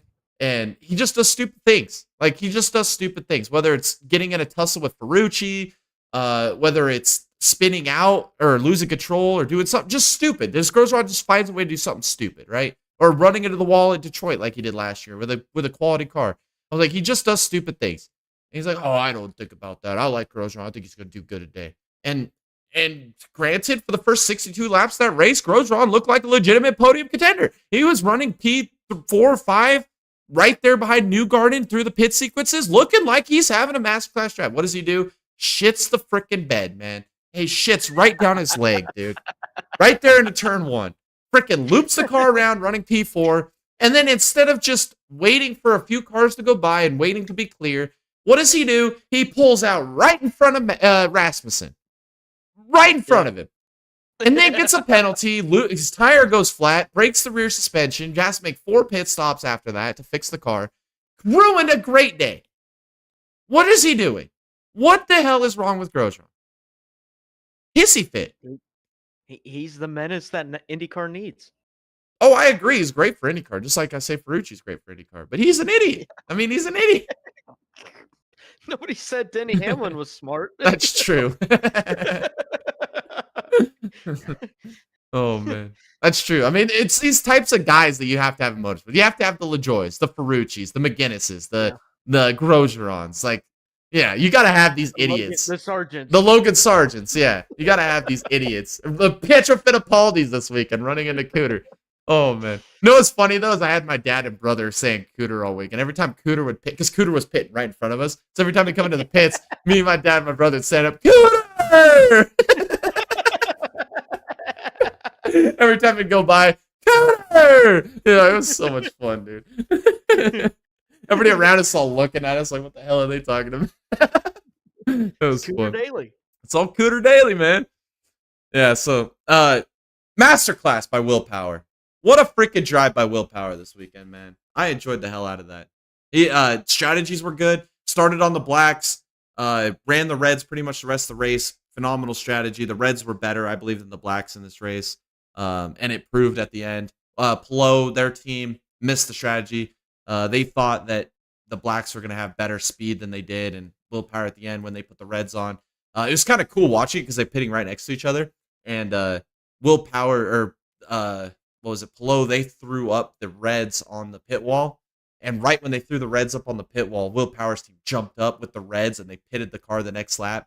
Flo stayed out one extra lap. They came back and put the blacks on. I was like, right when that happened, I knew the race was over. It was over. Yeah. It was over. Yeah, they baited them into it In completely. fact, it was over when Pelot took the sticker reds Yes. and could not gain him. Yeah, couldn't get Willpower. around him. I mean, Yeah. Willpower leveled the gap. I mean, I don't think Pelot Yeah. really closed up with him more than 2 or 3 car lengths of him that whole run. No. And right when that happened, I looked over at Jared because Jared, big Willpower fan, he was super excited watching Willpower lead that race. He was like, when that happened, that stint happened, and they came back into pit road, I was like, Willpower won this race. I was like, Yep. the only way he doesn't win this race is if something weird happens at the end and we get a Or he caution, screws up. or he messes up, or breaks. And at the end of the race, me and Jared are counting the laps down. 20 to go. 19 to go. We're just counting them down. Jared was ecstatic, man. It was cool to see him win. And yeah, it was what a great race by Willpower. I was happy to see him win this race. I think what was your bold prediction? Or last year didn't win any races, and then your bold prediction was he's going to win 2 this year. And I think you did that purely because you thought he wasn't going to win any races. I did. That's why you said it was. That's why it was your bold prediction. And yeah, what a great race. First guy to win 3 races this year. The most wins by any driver this season so far. So great job, man. That was a great run by Willpower. And it's not over. We got 3 races, 3 ovals. Penske, we know how good they are on ovals. It's not over, man. It's not over. 54 points, I believe, is what the gap is. IndyCar, yep, 54 gaps between Pelot and Power. Herta, 67 back. He ended up finishing P4 by Newgarden. I got to give a shout out to Scotty Mack. He qualified terrible. He qualified 20th. Went from 20 to 7. That's a pretty good run, considering all the strategies and everything that were playing out with no cautions. I mean, that was a great drive. Who else was I going to give a shout out to? Oh, Ray Hall, P9. Great job by Ray Hall. It was the best performing Ray Hall Letterman Lanigan car this weekend, which was a great run. Lundgaard messed up, went through the turn 1 chicane. I think it's the McLaren jinx, man. Signed with McLaren, and he's been non-existent since. It is. Yeah. And then as soon as you leave McLaren, you're going an absolute terror. Yeah, exactly. Look at Rosenquist. Malukas. Malukas. Yep. Yeah. Yep. It's great. True, man. It's crazy. Is there anything else you want to talk about with IndyCar? Anything else this weekend? Hello, Pelot. Hello, Plo. I think he's still going to win the title, but I think it's going to get real close down the stretch. I feel like we'll talk about that here in a minute with Milwaukee because I've got predictions. I think Willpower's not done fighting on this championship. It's a different Willpower than we saw all year last year, man. I've been impressed. I guess I could talk about my weekend. I enjoyed Portland. I mean, the city of Portland, absolute dump, man. I do not recommend anybody, if you're watching, to ever go to Portland for any reason other than to go watch this race. I mean, what a dump, man. Our hotel was, it was sketchy, man. It was sketchy. There was somebody arguing with a tree, and they lost the argument.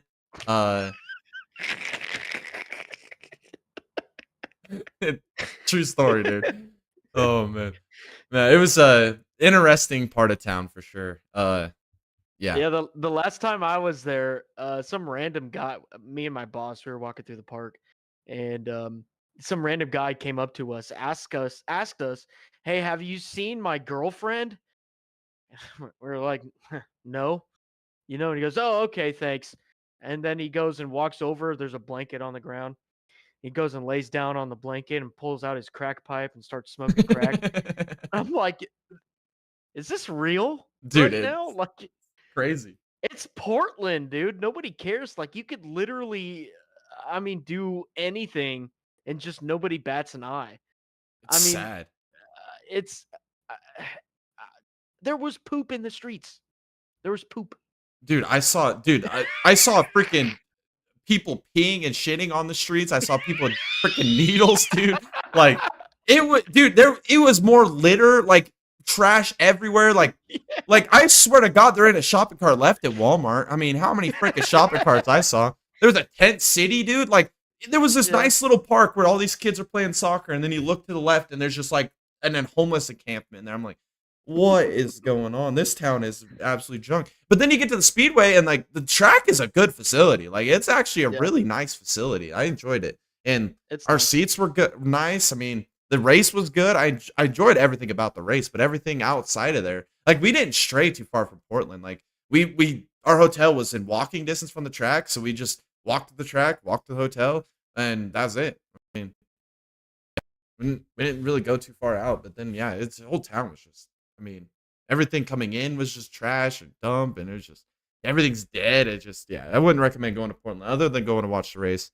Um, and then after that, we went down to Roseburg, Oregon for last night to go watch the high limit sprint cars. What a freaking awesome race that was! That place was packed. There wasn't an empty seat in that place, dude. We were shoulder to shoulder packed into these freaking little bleachers, man. It was a great race. Tanner Holmes, the local kid from Jacksonville, Oregon. He ended up finishing P3, his first ever high limit podium. He did a good job. The freaking crowd loved him there, dude. Like every time he ended up winning his heat race, uh, ended up qualifying top five, ended up doing really good in the dash, drove up to the podium. Like the crowd was loving him there. It was freaking awesome to see. New track record by Zeb Wise, and then he ended up flipping twice in one night. He had a tough go of it. James McFadden ended up winning. Corey Day drove from like 13 to 5th, I think, or actually drove up to 3rd, but lost 2 spots at the end. Just made a couple mistakes, but yeah, it was great racing, fun watching that, and I enjoyed the hell out of that. Hoping to have that video out for you guys by Friday. That's my goal. I've got all the footage. Jared's got some. My dad's got some. They're gonna send me as well. I'm gonna try and get that all uploaded by Friday. So stay tuned. Turn your notifications on. I'll be working on that probably on Thursday since we're not doing anything on Thursday, unfortunately. So yeah, I'll be excited. I had a great trip. It was fun. Can't wait to do it again soon. Oh, and also, cool story. We're sitting in the pits at Douglas County Speedway, and there's this guy that camps next to us that's from Oregon every year. He camps right next to us. King Cam, if you're in here, he probably remembers him. He's got the big Oregon Duck fan flag. Every year we've been there, the last 3 years, right? He's been camped right next to us. Yeah, we end up walking through the pits, and everyone was sitting on his lawn chair. And we're like, dude, you're the dude from Dega. He's like, yeah, dude. He's like, who are you guys getting? Oh, I recognize you guys. And he's like, yeah, I've got my spot rent or secured for next year. I was like, dang, yeah, it was super cool. Oh man. Other than that, other fun weekend, man. Let's see. I don't know. Is my headset working? No, it's working. I don't know what's going on. I can't hear you, Tom, for some reason. Oh. Ha! Maybe that'll do it. Can I hear you now? No, I still can't hear you. What's going on? Let me just reset my headset. Sorry, guys. Having some technical difficulties here.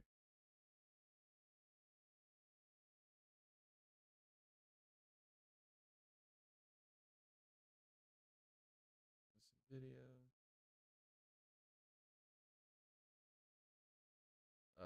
Check. Test, test. Oh, there we go. Now we're good. We're good again. All Perfect. right. Uh, one other thing I want to talk about here real quick is Lee Diffie beef the NASCAR fans have with him. What's that all about, man? Come on. Just a bunch of losers, actually. I agree. I can't I believe the amount of L takes I just read about Lee Diffie all weekend long. It was just awful. Yeah, you can't say anything bad about Lee Diffie. Lee Diffie is the best, and the only reason he's doing NASCAR is probably because the money's better. Like he does It's because not he want to got do NASCAR. contracted there. He didn't want to do that. No, He got contracted there. he would have loved to stay in Why? IndyCar. Why? Yeah, exactly. Why wouldn't he want to stay in IndyCar where he's got Kiwis, alike? Yeah, yeah, it's just To sad, me, that man. doesn't make any sense. He didn't make that move. The network made the move for him. Yeah, it just frustrates me. Dude. Lee Diffie is the gold standard for motorsports broadcasting, and the Yeah. fact that people are treating him like that, like, come on. And the thing is, dude, is a lot of it was like, oh, you just the delivery and all this. It's like, I swear to God, these guys are scripted, and it was proven to me on Saturday with Lee Diffie because there's things that he said that mirrored what Mike Joy would say, or what Rick Allen would say, or what Jamie Little would say. You know, like they've got these talking points that they make these freaking broadcasters talk about. It's like let him just roll off the cuff, dude. Let Lee Diffie do Lee Diffie, man, and you're gonna have magic. Like, don't script his ass, man. Yeah, just L takes, L takes, L takes, L takes. Yeah. All of it L takes actually. Yeah, it's so lame.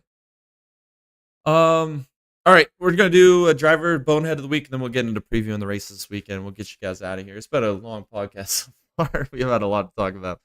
Speed Pierre, run? yeah, right, speed run. Pierre Gasly, P7, F1. Parker Retzloff, P7 in the Cup race. Marcus Armstrong, P5 in the IndyCar race. I threw Armstrong in there. Not that I think he could do it, but I mean, what a good run he did. The strategy, he kept moving his way through the field all day and was able to compete with the likes of Herta there at the end. So that was pretty impressive. Boneheads, Pietro Fittipaldi turned into bulldozer mode. More specifically on the Cooter Daily one. That was just bad. Romain Grosjean, that terrible blend that he did into Rasmussen. And then I'm going to dominate Lauren Heinrich as well for that move that he took on Jack Hawksworth. That really frustrated me, and I'm still mad about it. So he's going to have to earn a lot of respect back in my book. So those will be our driver bonehead of the week moves this week. Race previews. We got ARCA at DuQuoin Fairgrounds. We got Xfinity and Cup at Darlington for the Southern 500 weekend. IndyCar and Indy NXT at Milwaukee for the doubleheader weekend at the return to the Milwaukee Mile. And then F1, F2 at Monza this weekend. And then the World Endurance Championship at COTA for round number 6. Notable entries in the Xfinity, Greg Van Alst, 07 SS Greenlight, Logano, back in the slap of motherfucking 15 on it. Chase Elliott in the number 17 HMS machine. Joe Graff Jr., Christopher Bell, both in JGR Toyotas. Corey Hyman, a Sam Hunt Racing Toyota in the 26. Gregson racing this weekend with Red Jones. Carson Quapple in the 88 Junior Motorsports. And then Ross Chastain in the DGM machine this weekend. Cup Series, Kaz Gralla in the 15 Rickwar Racing. SVG with Colleague in the 16. And then old Timmy Hill in the MBM machine this weekend. Picks. Let's do it. Xfinity Series. Sports Clip Haircuts 200 at Darlington on Saturday night. I am going to take Christopher Bell to win this race. I just think the Toyotas are going to be just that much better this weekend. I really do. I wouldn't be surprised if Allgaier is competitive in this race. Allgaier, like I said, I should probably start picking him more often. He's really turning up, and I think he has definitely got to be one of the front runners for the title this year. Actually, I think he is the front runner for the title. It's going to be hard to beat him this year. But considering that Bell's in the race, Bell, I think this Toyota's just going to be really good, and I think Bell's going to be the class of field. So I'll take him to win the race. And then obviously I'm going to take the same person. I'm a sucker for punishment. I don't learn from my mistakes. Progressive liberalism or whatever Tom said earlier. I'm going to pick Sheldon Creed. That's my dark horse. For my favorite, I'm going to choose him for the rest of the year. Just because I'm a believer. I'm going with SVG. I mean, we'll see what he could do on an oval. I think he's learning. I think he's getting better. We'll see. And then for my dark horse, man, dark horse. You know what? I'm going with Ryan Sieg. Hell yeah. We're going to lock that guy in the playoffs, man. Hell yeah. Yeah. Hell yeah. I like that pick. Indy NXT. on Saturday, the Milwaukee 100. I'm gonna take Louis Foster, and I was gonna take Abel just to shake things up, but I really think Louis Foster is just head over heels better than everybody else in the NXT this year. He's really proved it. His oval game is strong. That's the one thing he needed to improve, and he did it. I think he's IndyCar ready. I think he's going to secure the championship this weekend at Milwaukee, and he's going to do it in dominant fashion. And then my dark horse, I'm going to go with Miles Rowe. He did all right at Portland. I think he finished P8 in the NXT race. He's still learning. I mean, he's a rookie. I think that maybe he could do some good things at the oval. Maybe it'll be better than it was at Gateway when he got wrecked early in that race. I think he might do better here at Milwaukee. All right. For my favorite, yeah, I'm going to go with Foster. I mean, I've been going with him since literally Detroit last year. I am a huge believer in him. I think he is going to win the championship. And I honestly just think that um, he's probably the king of ovals right now. Honestly, I think so. Um, Dark horse. I'm going to go with um, Callum. That's his name, right? The rookie. Kaio, yeah, Is that it? yeah, Sometimes I forget. yeah. Well, Well, he's yeah, got a I weird forget, name, but dude. Kaio's a weird yeah. freaking name. But yeah, I'm gonna go with him. Let's see what he could do here on an oval. We'll see. But I'm just really excited. I'm really, really, really excited to watch Foster. Yeah, me too. He was fun to watch in person, man. That race with him and Abel was fun to watch. I enjoyed that. That was one of my highlights of the weekend. Um, Yeah. IndyCar on Saturday, the first leg of the doubleheader, the Hy-Vee Milwaukee 250, race number 1. Like I said earlier, championship battle ain't over in IndyCar. I think that this man is not going down without a fight. He proved it this weekend with that dominant performance at Portland. I think he's going to get some redemption after Gateway. No middle fingers needed this time on this oval. He's going to be fine. He's not going to run over anybody like he did to Pietro at Iowa. I think the willpower is going to find himself in victory lane this weekend in the return to Milwaukee. I believe I saw the stat. Was he the last guy that won Milwaukee the last time IndyCar was there? So I believe that was the stat. Yeah, that's right. Yeah. Yeah. So I think he's going to do just that again. I think he's going to win race 1, and he's going to close that gap, apply the pressure to Palou, and maybe force him into a mistake on Sunday. And then for my dark horse, I'm going to go with Malukas. I think this was the guy that was competing with willpower for the relative win there at Gateway before everything kind of fell apart. I like Lucas a lot. I mean, maybe the Portland race didn't really go as planned. I think that they went for that 4-stop strategy. It just never worked out for them. I think that That's a pretty difficult race yeah, too. it was I mean, it was a difficult race, and it was caution free. I mean, there was no way to really get ground up. So, but on ovals, Malukas is absolutely a Chad, especially with the Marshank cars. He's put him on his back right now. I'm gonna take it as my dark horse this weekend. For my favorite, I'm gonna go with Palou. He was fast in Iowa, got screwed in race 1. Was finished P2 in race 2. Yeah. I mean, the speed's there. He can get it done. I think. Of course, Penske's stupid fast. But I think if it's anybody to take it to him, it's going to be Palou or my dark horse, Malukas. Malukas is again, like Jay said, putting MSR on his back. Look, there's just something magical about that kid, and it is an absolute crime. Well, actually, we don't know that. What's the rumor? He's going to AJ Foyt to go and be groomed to go to Penske, maybe replace Power. I don't know. Anyways, possible power move. But Malukas, dark horse. Heck yeah. I like that, man. I like that. Let's get that. Let's get him in that 12 car here. I mean, as much as I'd Yeah, hate to buddy. see Will Power retire because he is good for IndyCar, but yeah, Yeah. it'd be awesome to see Malukas get an opportunity. I was gonna say something else when I completely spaced it. That's all right. We'll maybe get back around to it. Formula One on Sunday, the Italian Grand Prix. I'm gonna take Lando Norris to win because if I pick him, he won't win. So if I don't pick him, he'll win. It's good so, strategy. Yeah, I'm gonna kind of put the bad juju. So Lando Norris is gonna win a race this weekend in Italy. And then my dark horse, I'm gonna go with Yuki Tsunoda. Like I'm starting to become a bigger and bigger believer of Tsunoda. Tom really is the one that kind of has swayed my mind, and then just by watching him, he's really freaking good, man. I think it's a shame that they never put him in that second Red Bull car. I think he deserved it. He's worked his ass off to get to that moment, and he got it ripped away from him. I think he's gonna get another great points finish, and like I said, if we see some shenanigans at one of these races, man. Tsunoda might be one of those guys that can end up finding a victory before the end of this year.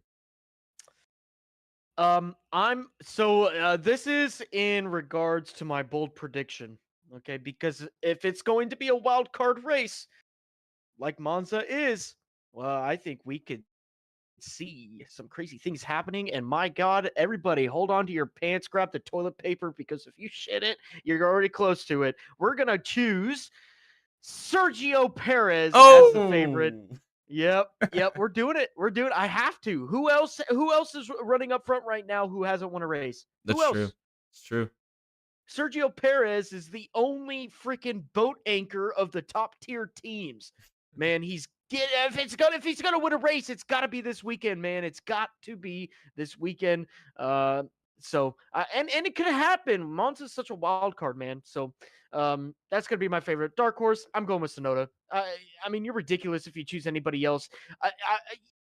You could choose Gasly. Gasly's a great choice as well, but that Alpine car is so dog water. You just can't trust it. Tsunoda is actually in a pretty dog water car, but man, does he get some finishes out of it.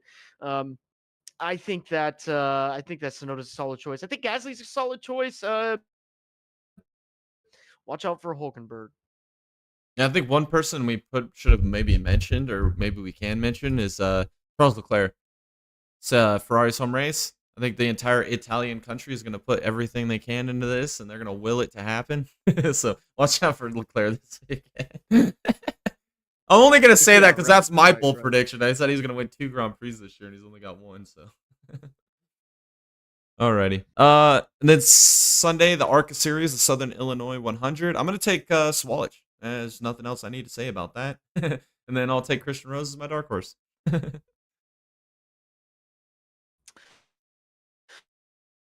I'm also, you know what? Man, it's so hard to choose anybody but Sawalich, man. Yeah, I'm choosing Sawalich. And then for my dark horse, I'm gonna do it one last time of the year.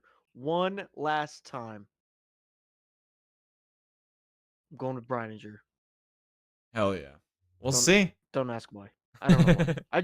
I'm choosing Brininger.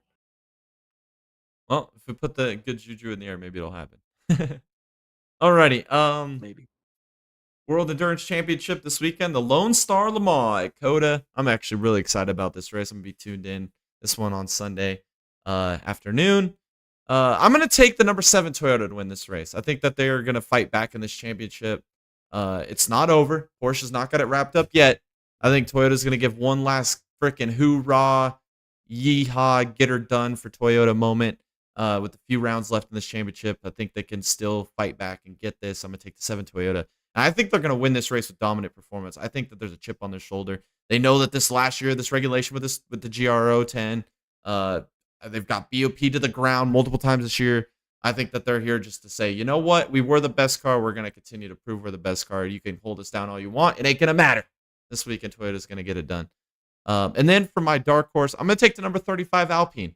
I'm living off of that memory of them in the first 4 hours of Le Mans. Where it looked like, holy cow, man, this Alpine team came to play, bud.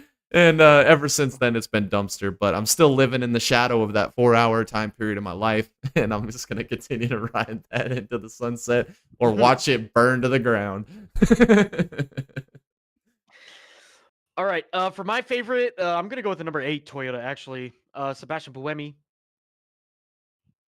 I like his last name. It's kind of cool. And then for my dark horse, man, let's do it.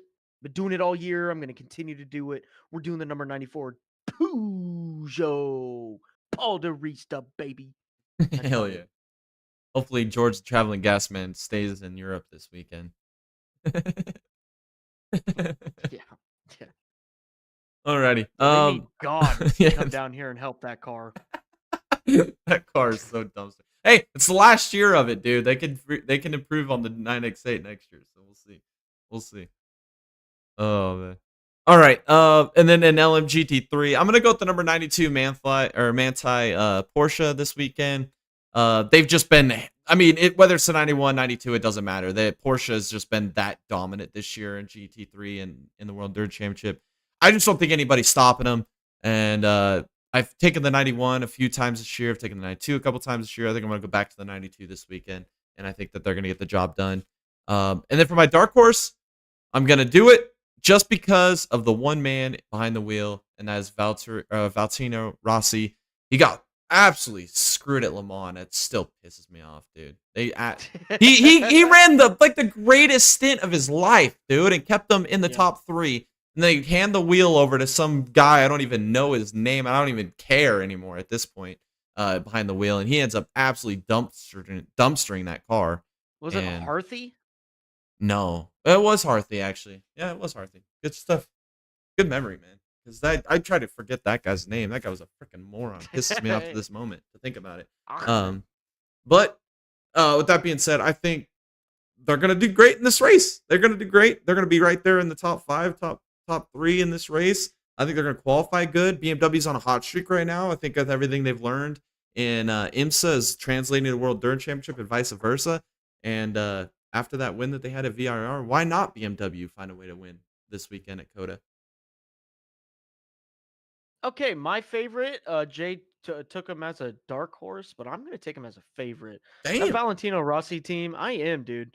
I am. That team is fast, man. They are. They get everything in a row. They get all their ducks in a row, man. They're gonna be challenging. They're going to be challenging for a race. I think they could do it at COTA, man. I mean, actually, Valentino Rossi has driven this track before, just 2 wheels. I mean, but regardless, I mean, he's been here before.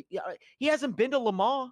No. He hasn't been to any of the other tracks Yeah. that they've raced at, but he's been to COTA. It could happen this weekend, absolutely.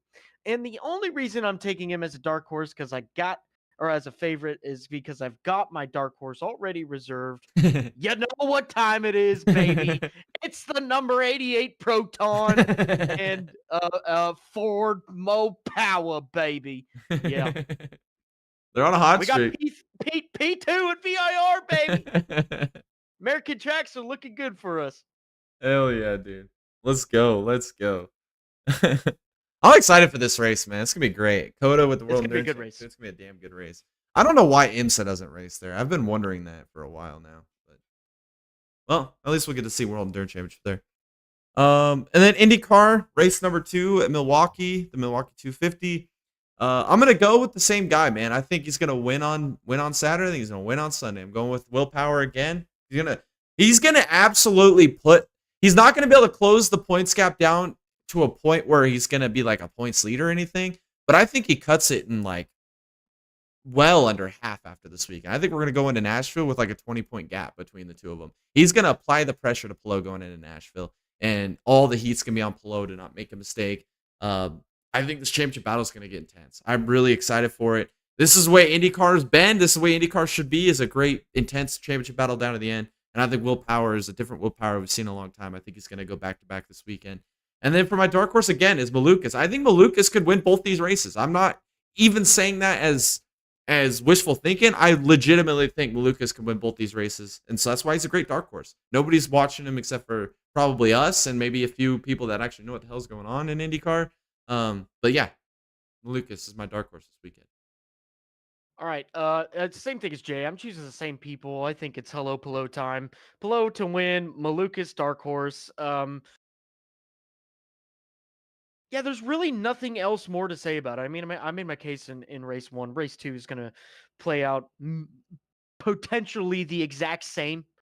I don't know. We haven't been to Milwaukee in a hot minute, but the last time we were there was a lot of follow the leader. So, it's a possibility. We'll see. Qualifying is going to be very interesting on how the race shakes out. So, if you want a pretty good precursor on what Sunday may look like, watch qualifying. Yep, facts. Because they take your fastest lap, your first lap will be your qualifying for race 1. Second lap will be for race 2. Yeah, it's pretty crazy. Yeah, crazy stuff.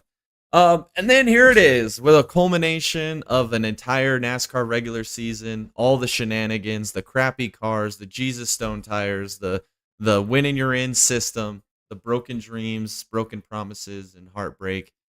Race manufactured. 1940s camera technology. I could just continue to go on and on and on about this, but we're gonna wrap up the regular season this weekend, and it is with with what I think is the other crown jewel of the season, the Southern 500 at Darlington. One of my favorite races of the year. I absolutely love this race. It's a freaking marathon. Uh, the survivability of this race. I mean, it's just memorable moments every time they go to Darlington. And with that being said, this championship battle is or this regular season championship is kind of winded down in a weird way. It looks like we're going to be putting some of these guys on the cut line in must-win situations. And with that being said, the man I am taking to win this weekend is in an absolute must-win situation.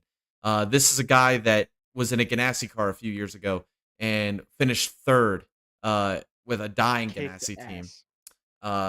He should have won this race last year until Larson had a Larson moment. Well, I guess Chastain kind of had a Chastain moment too. But that's the guy I'm taking this weekend. I said it last week with Busch. I put that juju in the air. I prayed to the racing gods.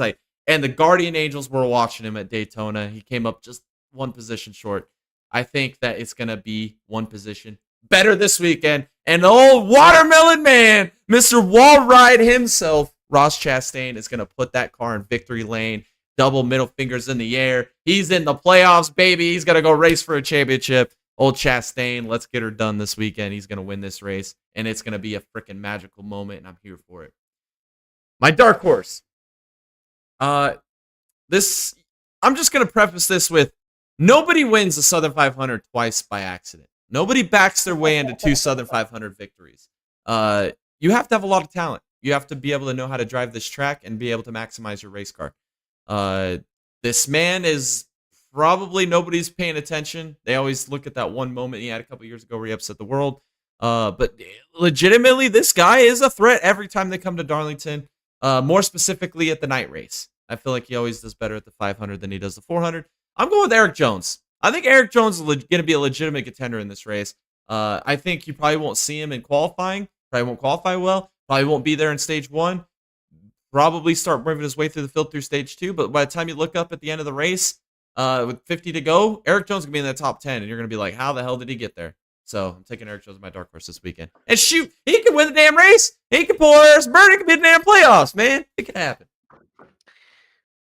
Legitimately, my picks are the same as Jay. Like, the same damn thing. I mean, to a T. Who else of a dark horse can you choose than Eric Jones? Who else has a favorite who has done unbelievable at Darlington than Chastain? I mean, a win is due in time for him. Even with all the crap that's happened in the past. I mean, this is probably one of the best setups you can get going into Darlington. I don't disagree with it. I'm doing Chastain and Jones. Hell yeah. I mean, if there was a track on the schedule that I felt like was tailor made and built for Chastain, it's Darlington. Like it just matches his driving style to the T, bro. Like dude.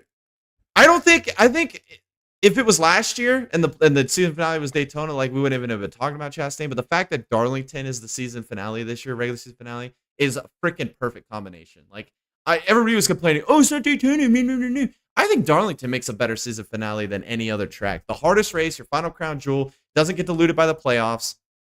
I think it's the perfect way to end a regular season. That's my opinion. So I think they need to stay mad. Yeah. Yeah, stay mad. Oh man, everybody's gonna be so mad when Chastain wins this race, dude. It's gonna be great. Oh man. All right, and then fantasy, I'm going with Chastain, obvious reasons. Keselowski, obvious reasons. He won in the spring. Denny Hamlin, obvious reasons. It's probably his best track. Larson, obvious reasons. Also his best track. Reddick, obvious reasons. Because him and Larson are battling for the regular season championship. That's going to be an interesting. They're only separated by what, 16 points right now? That's doable either way. So that's going to be an interesting inner battle between battles for the regular season title. Yeah, that's my 5 driver lineup. All right, mine's pretty freaking similar. I'm going Chastain. I'm going Keselowski, Buescher, Logano, and Hamlin. Yeah. I don't think there's anybody else to pick. I mean, I think we covered all the bases right there. Yeah. Next are matchups. We got Hocevar versus Burton. Um, this is No freaking easy. brainer. Yeah, it's Hocevar. Don't let the Daytona cloud your judgment, boys. It's definitely gonna be Hocevar. Yeah. It's Hocevar for days. Oh man. Next is Chastain and Bubba, which is a good matchup because they're both right there on the bubble line. They're both the two guys out right now.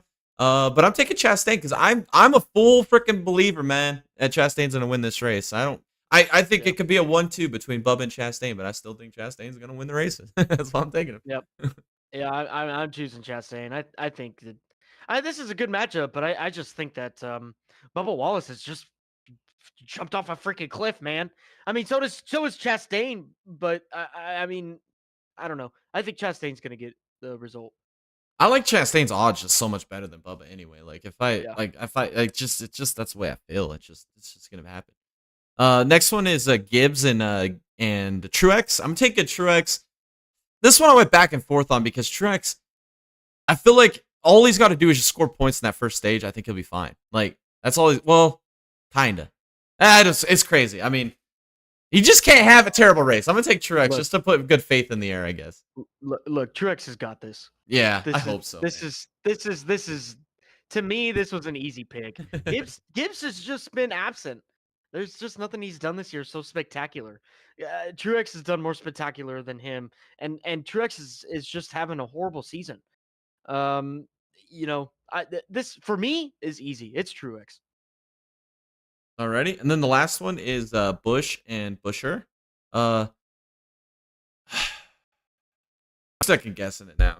I have Bush over Busher. I'm gonna stick with it.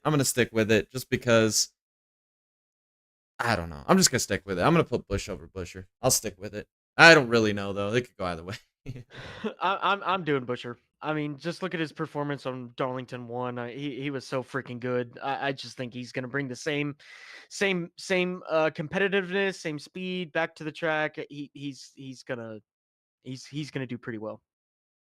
All right. Well, that's our NASCAR fantasy. I would do F1 fantasy, but I'm sure we didn't even change No our. changes. Yeah, there's no No changes, so there's no changes. point. It just costs too much to, or it's a or deficit to change, and I usually change mine like once a month, so it's like I'm not gonna change it again. So we'll Yeah. let it roll. Um, yeah, I think that's it. Is there anything else you want to talk about, or anything else we didn't touch on today? I mean, Yeah. I've got bad news. As you can tell, I'm in a hotel room and will be throughout the week. And it was just not possible um, to bring any type of wheel and pedal setup, let alone get on the freaking internet here, man. This is like pulling teeth for. I mean, we're in competition with Ethiopia here for internet connection, man. I mean, this I'm surprised I'm on right now, to be honest with you. But it's just not possible. And it's so unfortunate. We had some good momentum. We're not going to be doing RTP this week, and unfortunately, this is the last week RTP. That's the bad news. Jay, let's announce it. The yeah, good let's do news. it. Yeah, The let's do good it. news. What are we going to be doing on Thursdays after RTP? And this is what we're going to do. Jay and I, we are going to kind of divulge into the gaming universe. All right, but we're still going to keep on track with the racing, but what we're going to do is we're going to go and divulge into F1 2024, and we're going to create an F1 team. We're going to race the F1 team. Jay's going to be a driver. I'm going to be a driver. And we are going to have the quest of being the best team on the grid through strategic moves, maybe getting fired or maybe getting hired by a better team. I don't know. We're going to find out though. But that's what we will be doing on Thursdays. We're going to be having some fun, playing some video games. We'll do one race per night. Um, and we'll do a full championship season. We're looking at what, 30% race, 50% race? I think we decided What did we say? 35%. I think is what we 35. That's decided right. on. Yeah, Yep. 35% races. So we're going to try to keep it around an hour and a half, yeah. hour 45. Um, kind of like our IndyCar streams now. Um, so yeah, that's what we're gonna be doing. We're gonna have some fun. I think we should start at the same time, or maybe maybe around 7:30. Yeah. We'll start Eastern time, 7:30 Eastern. It just depends. Really, we're just trying something new here, and just gonna have some fun with it. So that's what we're gonna be doing. I think we should start that next week, Jay. What do you think? Yeah, I think so too. That sounds good to Yeah. me. That'll be fun. Yeah. Yeah, I'm excited for it. We're gonna be on controller. We're not even gonna be using wheels. We're just gonna be No, straight no, up no. just having a good old time with the controller and having fun. Yeah, Nothing what serious, just hanging out, having a good time. what we do? We crank the difficulty up to like 90%. I mean, Yeah. this is gonna be a challenge, man. Oh, it's gonna It's be not tough. gonna be easy. We're not gonna be winning races. We're It's not at all. We're gonna be not. a grind. We're It's gonna be fun. we're we're we're gonna have to win some points off of strategies and cautions. So, like, it's going to be difficult. We're gonna be riding this pain train for a minute. So, if you guys can be part of the grind, just come on in and hang out with us. Yeah. Yeah, we'll have the chat up, we'll interact with you guys. Yep. There may be points where we just read chat and hang out, or we may even do a little bit of before the race, hang out. We'll have fun with it. Like Tom said, our streams will probably be max an hour and a half each. Like we're not gonna go that long. 35% race, I think we calculate them out. They're about 40-minute, 45-minute races the most. And so yeah, they won't be too long of streams, but good time to hang out and something we'll do on Thursdays. And then obviously watch parties will continue. Uh, I'll get that poll up here soon for because we're almost in September, so I'll get the poll up for September. We may do two watch parties next month. We know, who knows? We might kind of what we wanted to do. I know me and Tom talked about it a little bit, but like we're having the poll, obviously the ones you guys vote on, and maybe we pick one that we want to do as well. So Yeah.